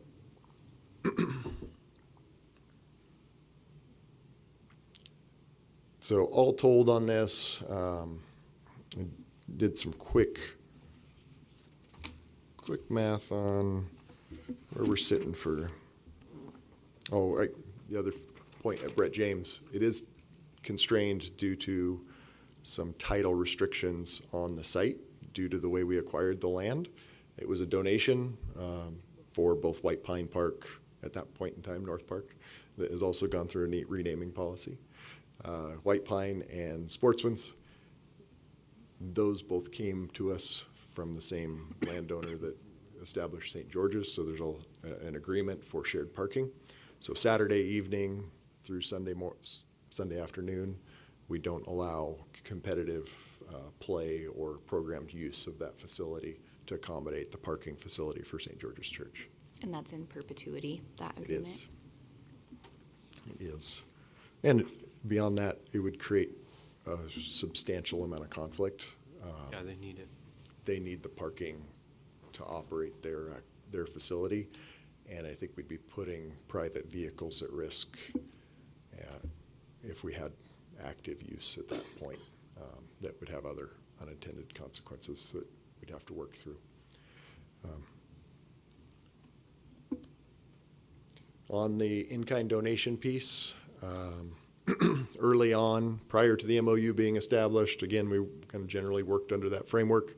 In 2019, they did a scoreboard donation. It did include some sponsorship naming rights on the scoreboard. It did have a 5-year horizon on the panel that is offered for that sponsorship. With that, they got the estimated value of the scoreboard improvements for the additional scoreboard on 19th and replacing the existing scoreboard at Brett James. They got an $8,500 credit. Then the whole world kind of turned upside down for a year, and baseball didn't happen at the same levels as we had anticipated. So that credit rolled forward for a couple of years just to do the right thing. So they didn't end up fully utilizing that until 2023, I believe it was. Since then, mostly what they've donated to that from then on has been portable pitching mounds that have a useful life of 3 to 5 years. So not long range equipment, but generally support their program and also reduce ongoing maintenance costs for staff for the other programs that may occur on the field. Can I ask about how those work? Donations and credit. So if something is done during the 2025 season, they'll see that credit on whatever the cost of their reservations in the 2026 season, or we cut them a check? If it's established and received prior to, the MOU says that they are to make payment by March 1st for their activities, or I'd have to go maybe March 30th for the payment. Yeah. As long as the donation is received by that point, it would be good for the current season. But But we would just take it off of their charges. We don't reimburse them. we have not in the past done a reimbursement at the end of the season. We haven't had that need, as you see here, with the exception of that scoreboard, we haven't had a credit that has exceeded the cost in any given year. Right. So I guess that answers my question, is that we only credit them what we charge them. We never just like charge them the amount and then they said we paid for a portable mound and then just write them a check for the amount that mound cost. We haven't had to yet. Yeah. I don't know why you keep saying haven't had to. So that's just not the way that the process works. Then we don't do reimbursement, we only do credit. And if they were to do so many donations that it exceeded the cost of their reservations, that's what you're saying, we haven't had to. But I'm just saying that we don't ever do reimbursement, we only do credit. I think there is a world where we could provide a reimbursement for the fees that they paid in advance at that early donation date. I don't know that we would, we could pay them to use our facilities, I suppose, if they donated more than we'd provide, but that would certainly come to you. So you're saying there's not a policy that guides that situation? Correct. Yeah, there's nothing outlined that said if they donated $20,000 in dirt and $80,000 in fencing, that we would write them a check for $60,000 for those improvements to the field. Is that? No. No. No. Okay. I just mean. Your understanding is correct. You can see the net paid Yeah. is zero for the couple years after 2019. Okay. So we just credit it, it looks like. We for the just keep next few crediting years. it. We don't ever cut a check in the middle of the season for whatever it is that they purchased. No, we have not. No. And the 2019 MOU specifically called that out because it was that extraordinary circumstance. We said, we're going to do this over 2 years because it is a large amount, and they didn't anticipate having field fees that were in excess of what the donation amount was going to be. Talking operational context and operational cost to kind of give some framework. Again, we dove into this with the Corey Master Plan at a granular level. That plan includes 5 youth baseball fields, so generally similar to the inventory that we're talking about. The difference there is that it's synthetic infields versus dirt infields. Probably doesn't mean a lot, but generally the daily operational cost of a synthetic field is going to be lower. The long-term operational cost is going to be higher because of a replacement. But the operational annual cost of 5 fields studied in that complex was around $94,000 in 2020 estimates. Playing that out to see where we're at today, we're about 250 to 300 hours for just mowing operations. So with that, you're $15,000 per 2 fields. We only really have 2 sites that we can tease out information from our work management system. And then 2,000 different events when you go back to those field hours, and 2,000 different activities where we're having to do field preps and such. That ends up being about $50,000 that way to do that field prep activities at those sites. So all that combined, all of it kind of passed the sniff test that the Corey Master Plan is generally pretty close to what our real operational costs are for 2 complexes at that $100,000. So, And what's the timeline to open that again? So there are no baseball fields in the first phase. They are in our midterm priority list for CIP. Right now, we're going forward with the construction of 2 soccer fields at the quarry. And then the next phase would be 2 additional soccer fields. So we're in the 2030, 2035 range before any additional youth baseball would be added at the quarry. So what was the year again? 2030 to 2035. And the soccer fields would be when? If you haven't already seen a project related to that first phase, you will hear shortly. We're out to bid on that at the moment. are preparing to be out to bid for that now. Oh, Robbie showed us those, and I saw them. They look great, and I'm like, tomorrow, right? Like, we get those tomorrow. Yeah. No. Yeah, and to know that it started in 2020 with the master plan, right? So that 94,000, that's our estimated annual cost for maintaining 5 fields? Just the 5 baseball fields, that's not including the 4 soccer It's not fields. amortized land, that's just O&M. Correct. And that's $20. $20. That's a lot of money for maintaining a field. It's a big number. It is not a small number. Generally, per acre, we're $3,800 to $3,700 per acre for developed parkland right now.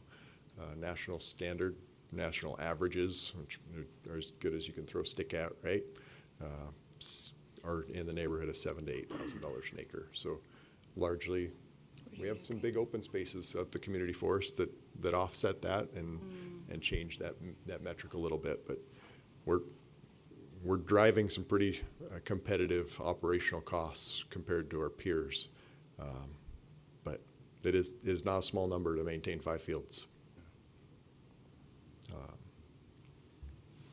That regional context that was referenced, the Coeur d'Alene Little League organization does work with the city of Coeur d'Alene. They do have an MOU to operate 4 fields at the Canfield Sports Complex. They have a $4,000 agreement. They also have the in-kind donation language included. They've received a couple of storage sheds at that location to offset some of their fees. They also have a 5% escalator into that agreement on an annual basis. Hayden Little League's pretty unique. They had a large donation that I think the naming policy in Hayden probably reflects the name of that park. And they basically dedicate that entire facility, the operations, maintenance, mowing, all things associated with that complex for the entirety of the Little League season is on the backs of the Little League organization. So, while yes, they don't pay anything to utilize that facility, and it's a great facility, they do a lot of work at a 35-acre complex that the city then doesn't bear, and there aren't the other competing demands for that location, where Little League is taking up 50% of our use. Little League in Hayden is kind of the only game in town. So it's somewhat different in that respect. And then Lakeland to our north, they largely utilize the Lions Club facilities. So it's a privately owned through a nonprofit organization complex that has 3 fields there. And largely they don't use city property. They do use the Majestic fields some. And my understanding is they don't pay a fee there, but I don't know how long that arrangement exists in Lakeland as well, or Bathroom. So with that, I'd stand for any questions, and then any direction you'd have for me to take this back and continue to work with the Little League organization to gain some context and other organizations. We did, at the time of our last Park and Rec Commission, knowing that this conversation was ongoing, we did generally open up that this falls into an item in our Park and Rec Master Plan of identifying a cost recovery framework and methodology, and allowing us to recommend fees that are aligned with that overarching policy or guidance. So if you have any feedback for us to take back to that working group, so we can come forward with something that's grounded in what your vision for the city and working with youth programs versus adult versus competitive or tournament. There's a lot of different nuance that can come into this program type. So I have a question for you. Yes, sir. Speaking to those fees, if we have Post Falls Little League taking up more than half, or I guess they're taking up more than all of the other use combined for the fields, how are they able to be charged only half the hourly rate? That was a directive at that point in time. So I'm much just like asking the for- conversation we've had right now, it Yeah. resulted in that agreement for that long-term user to operate with that level of subsidy. So, I see. yeah, that was just the directive. So we're working with it. They said that they pay 12,000 a year, but your graph indicated it was closer to 5. Is that accurate? That's accurate. So they were incorrect about, they may have been looking at other costs or something, but our fees are only about 5,000 for I mentioned that process of us providing a quote, and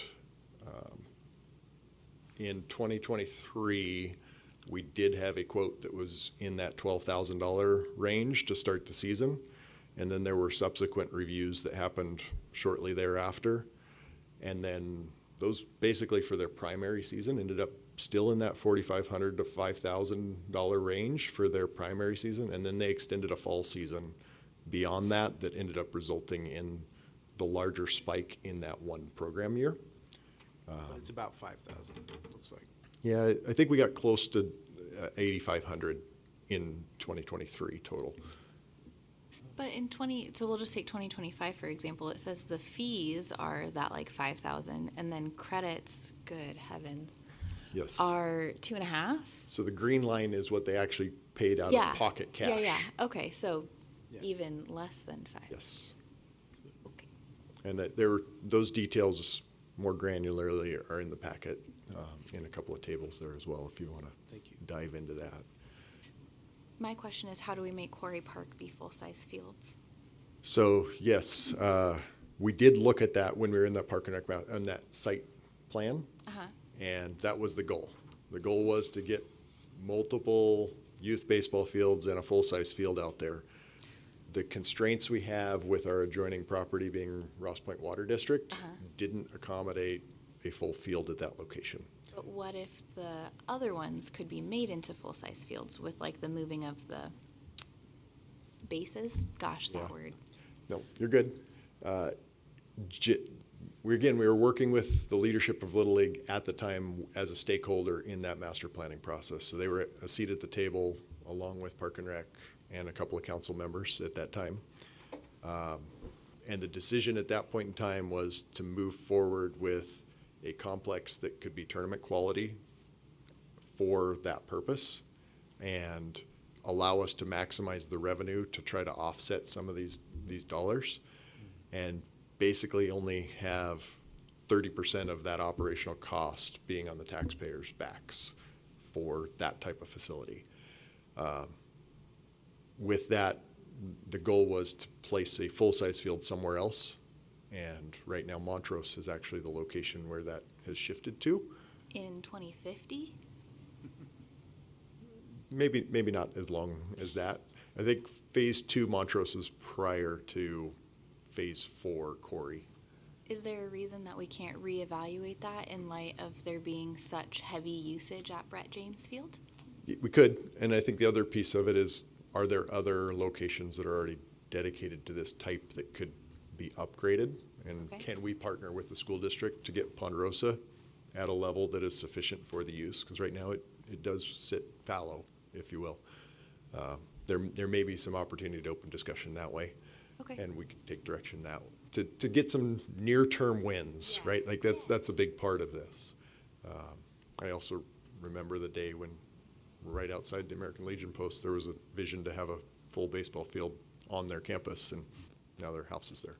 So, but it's part of the game and trying to make this work. There are other sites that likely will happen in the next 5 years that we may be able to look at as well. The Westridge Elementary Park site also had 2 youth fields identified as a part of that original plan. Generally, those ended up shifting as a part of the Montrose Sports Complex that's been going. So what do we do with that land? Maybe that is a solution. Full-size baseball field. Very, very possible. But even at 2045 numbers, if we're looking at likely by then, if we follow KMPO's growth model, the city's probably still only adding just the 1 full baseball field unless we change that service level. And I would ask for more baseball sportsman expertise, because this is not my area. They seem very expensive to build and very expensive to maintain. So it seems curious to me that we keep talking about having dedicated youth fields and dedicated adult fields when there is a process in which we could build a field that could serve multiple purposes. Not well. But- Because the physical demands associated, or the physical capacity of an adult or a high schooler versus a youth requires portable fencing to be installed, so it actually ends up driving your operational cost up to have that multi-use type activity on a single Drives it up facility. more than building a whole new field. And the multiple competing demands is the other piece of it, because they all want it at the same. Sure, but that's for them to sort out, right? Yeah. Anyway, okay. Yeah. Somebody else can.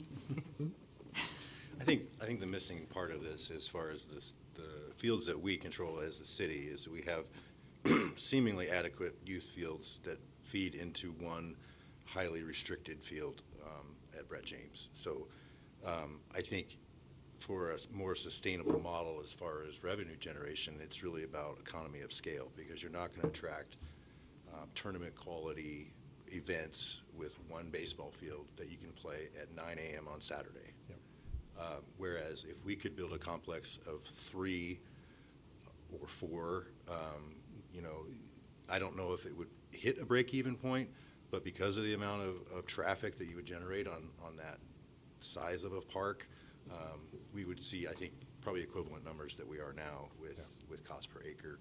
And, in addition to the additional revenue generated by events like that. So I would echo what Samantha said about, I would advocate for as many full-size baseball parks as we can manage to get installed in the city, because I think with the growing momentum of especially the American Legion program right now, we're seeing a spike in interest that I think we could capture, and I think it's a great benefit to the city.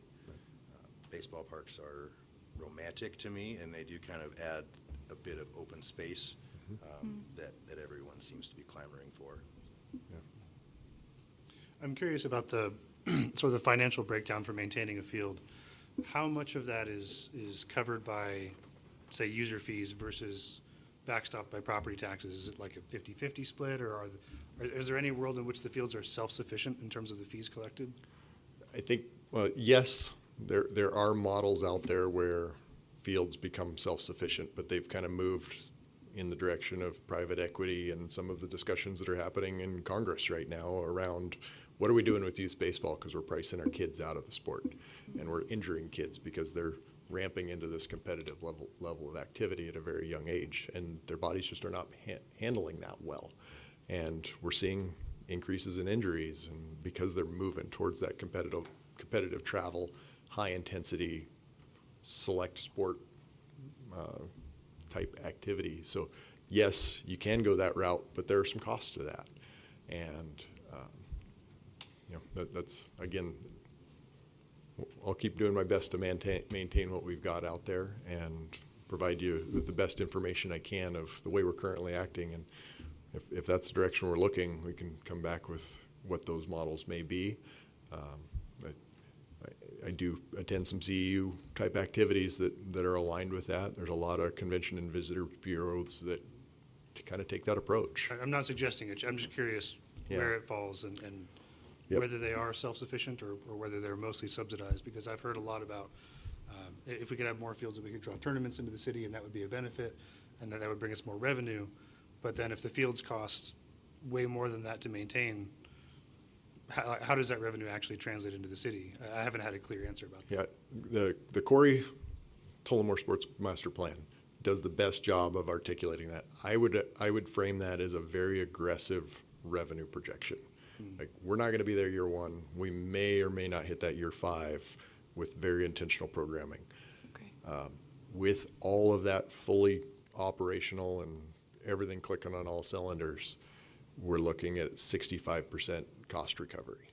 So we're still 35% taxpayer burden to operate that facility, operating at a really high level, including sponsorships of individual fields and scoreboards, and trying to layer on every little lever we can pull to try to make that not a burden on the taxpayer. And I had on my slide there the portion of that comes from tournaments. So to be able to make that cost recovery piece, we have to shift to a tournament model It allows weekday league-type play, local activity. It also gives our local residents the ability to play tournaments here in Post Falls versus having to travel outside. So we capture, or we save our taxpayers travel dollars to be able to play in their hometown versus going to the Tri-Cities or Boise or Missoula. So. I don't think, though, that unless the fields are booked out 100% of the time frame that they're open for use, like, I don't know, what would that be? Like, I don't know how early you can go to a park anymore because I don't have to do it, so I'm sorry, I have forgotten. We wouldn't expect 100% cost recovery, right? Because at the end of the day, these still are parks, and so if there isn't an entity that's paying to reserve the park time, then it should be open to, you know, whatever family wants to just go out there and run the bases and have fun. So I do think that there is that perspective, because that was brought up by Little Old League like multiple times, like, why are we having to pay? We're having to pay because you're reserving the land, the park, so that the residents that also pay into this program can't use it. Same way you pay for a park structure or whatever. So I know there was a comment, at least one, about feeling double charged for paying property taxes and then also paying fees to reserve, but it sounds like you need both revenue sources to cover the maintenance of the field. Yeah, right now with the fees that are collected, all user groups, we're between $8,500 and $10,000 for our athletic field rental program. If we're $100,000 for 5 fields, we're at 5 to 7% cost recovery right now. So it is largely a taxpayer-served facility. I would be interested to see the percentage of the budget versus the percentage of hours used. And I think those should match up more, if that makes sense. Like if it's being rented for 30% of the time that you can be on it, then that should be 30% of the cost that it takes to maintain it. I don't know how you hit that guess, because that's Is that what it is? That's where our current occupancy, because I did dive in. Okay, Your presentation was just so good. I dove into numbers. Yeah, occupancy load right now. Previous work, I was in kind of secondary to the hotel industry, and that was like our weekly meetings was occupancy rates. Yeah, we're in that 30 to 35% occupancy of our current inventory, excluding the hours that we can't use Brett James and 19th. So it was just looking from, I think I went 4 p.m. on weekdays to sunset, and 9 a.m. to sunset on the weekends. And all that considered, we're at about that 30% during the use season of April to October. Again, we have this one user group that's using a large percentage of the fields in this one period of time. We've heard from some users that there's additional demand in that peak season, which you'd expect. We can't build for peak. And that limits that later season activity. And I think if we're aiming for revenue, we're going to have to act differently. Yeah. Thanks for Sorry, go ahead. I was just going to say thanks for keeping such good numbers and track of all of this, that you could get us such a in-depth presentation in 2 weeks, right? Is that like, so anyway, I just, conclusion for me, I just want to say I appreciated that. I have a guess, but do you know if, as far as revenue generation for covering of fees, if there's a greater potential in youth fields compared to full-size fields? Generally, we barely touched that in that Tullamore Sports Master Plan, but generally, yes, the youth fields have got a higher revenue potential. Soccer has got an even greater, higher revenue potential. Soccer lighted synthetic fields are the greatest yet. So yes, generally the youth is going to be a higher revenue piece, just because as you age into the older parts of the league, you're going to have fewer individuals, so you've got a smaller market to be able to capture. More competition that way. Yeah.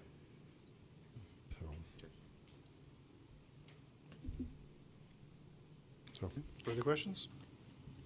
Any direction on where to go or continue to do what we're doing, and just More update that adult fields. MOU associated with the changes associated with the school district change, I think is probably a worthy update. But I feel like our hands are a little bit tied with Brett James as far as expansion of service there.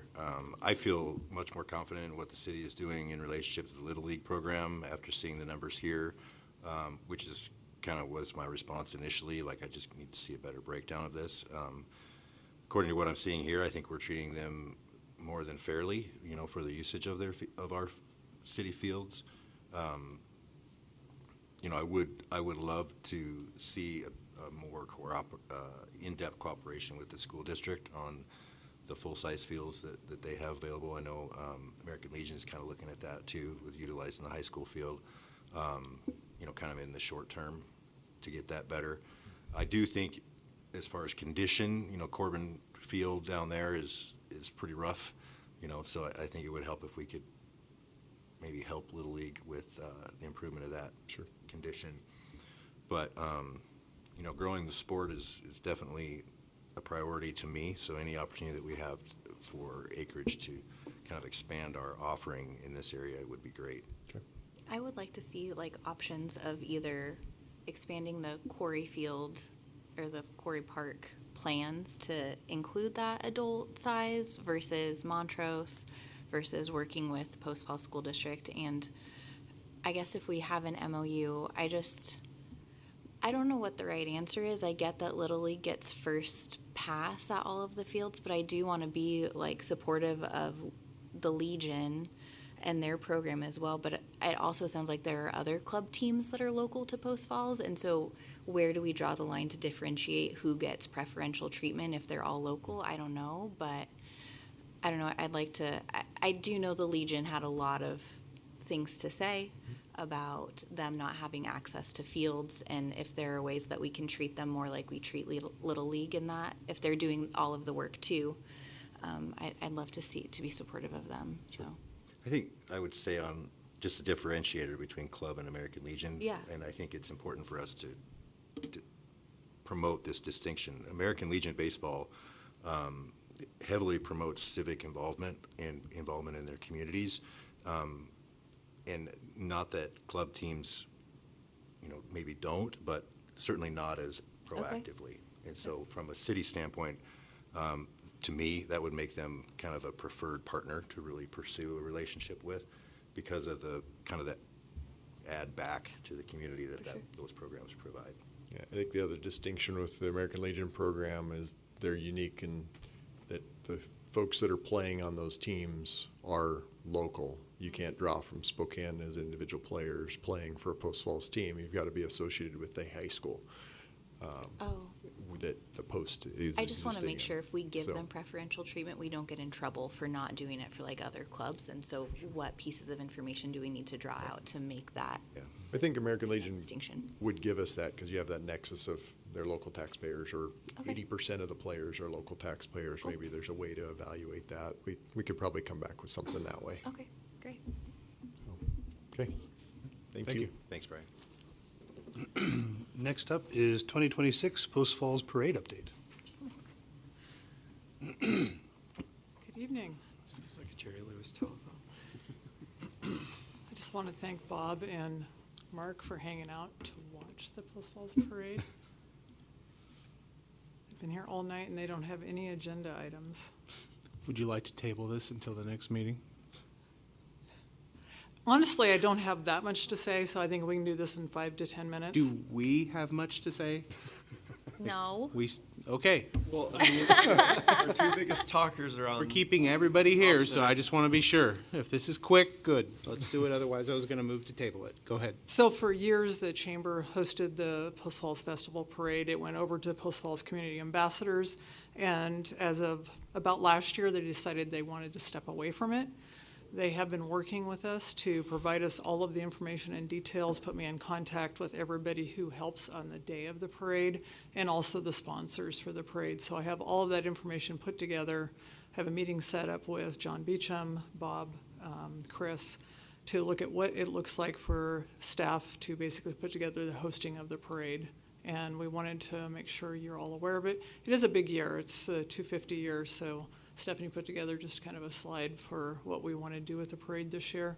Long term, there is conversation about moving it down here and having it be more of a downtown parade. Doesn't work right now with the connectivity we have. We really need Bob to finish getting Idaho Street punched through for us. Let's go, Bob. So that's all on you, Bob. But I'm just here tonight to make sure I have your support moving forward with the staff doing the work on hosting the parade. Post Falls community ambassadors are being very helpful in handing everything over to us. So we do hope to have a host for the parade for future parades, 2027 and beyond. We have interest in everybody supporting, not necessarily someone taking the lead, and so it may be creating another entity like Post Falls Community Ambassadors to do that. There's still a police car on offer? Yes. Great. In sport. Yep. Mark will do that. Bob's punching through Idaho Street. Yay. I'll be handing out candy. You can sit next to me and throw it out the window. Okay, cool. I think we definitely don't want to see it die, especially on the 250th anniversary. So Yeah. as a transition plan, I think it's great to have the city staff be involved, plus the staff then, will have, not that they don't have a good idea of what it takes to do it anyway, because especially the PD's always been heavily involved in others. Yeah. But yeah, I'd be in full support of the staff taking it for a year until such time as we can find a different sponsor. Yeah. Here, here. I will admit I had no idea of all the number of details until I got Warren's list. So Warren Merritt, not Warren Right. Wilson. But all the folks who help on the day of the parade have agreed that they will step up and help us, so. Awesome. Yeah, I wanted to make sure we had the opportunity to discuss it because when we started this, it was more than a year ago, we started talking about this.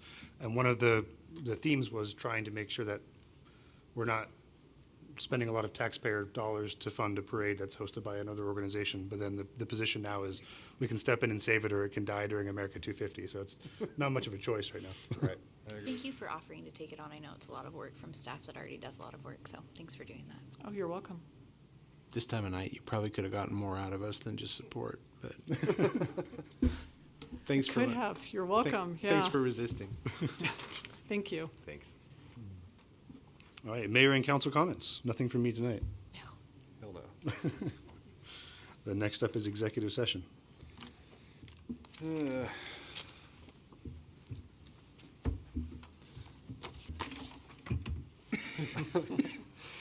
Dang you. I move to enter an executive session pursuant to Idaho Code 74-206A to consider hiring a public officer, employee, staff member, or individual agent. And further, that no action will be taken during the session, and the session will last approximately an hour. Second. Motion and a second. Further discussion? Roll call, please. Mosby, Aye. Blue, Aye. Ziegler, Aye. Malloy, Aye. Luca, Aye. Stigleader. Aye. All right, motion passes. We'll enter executive.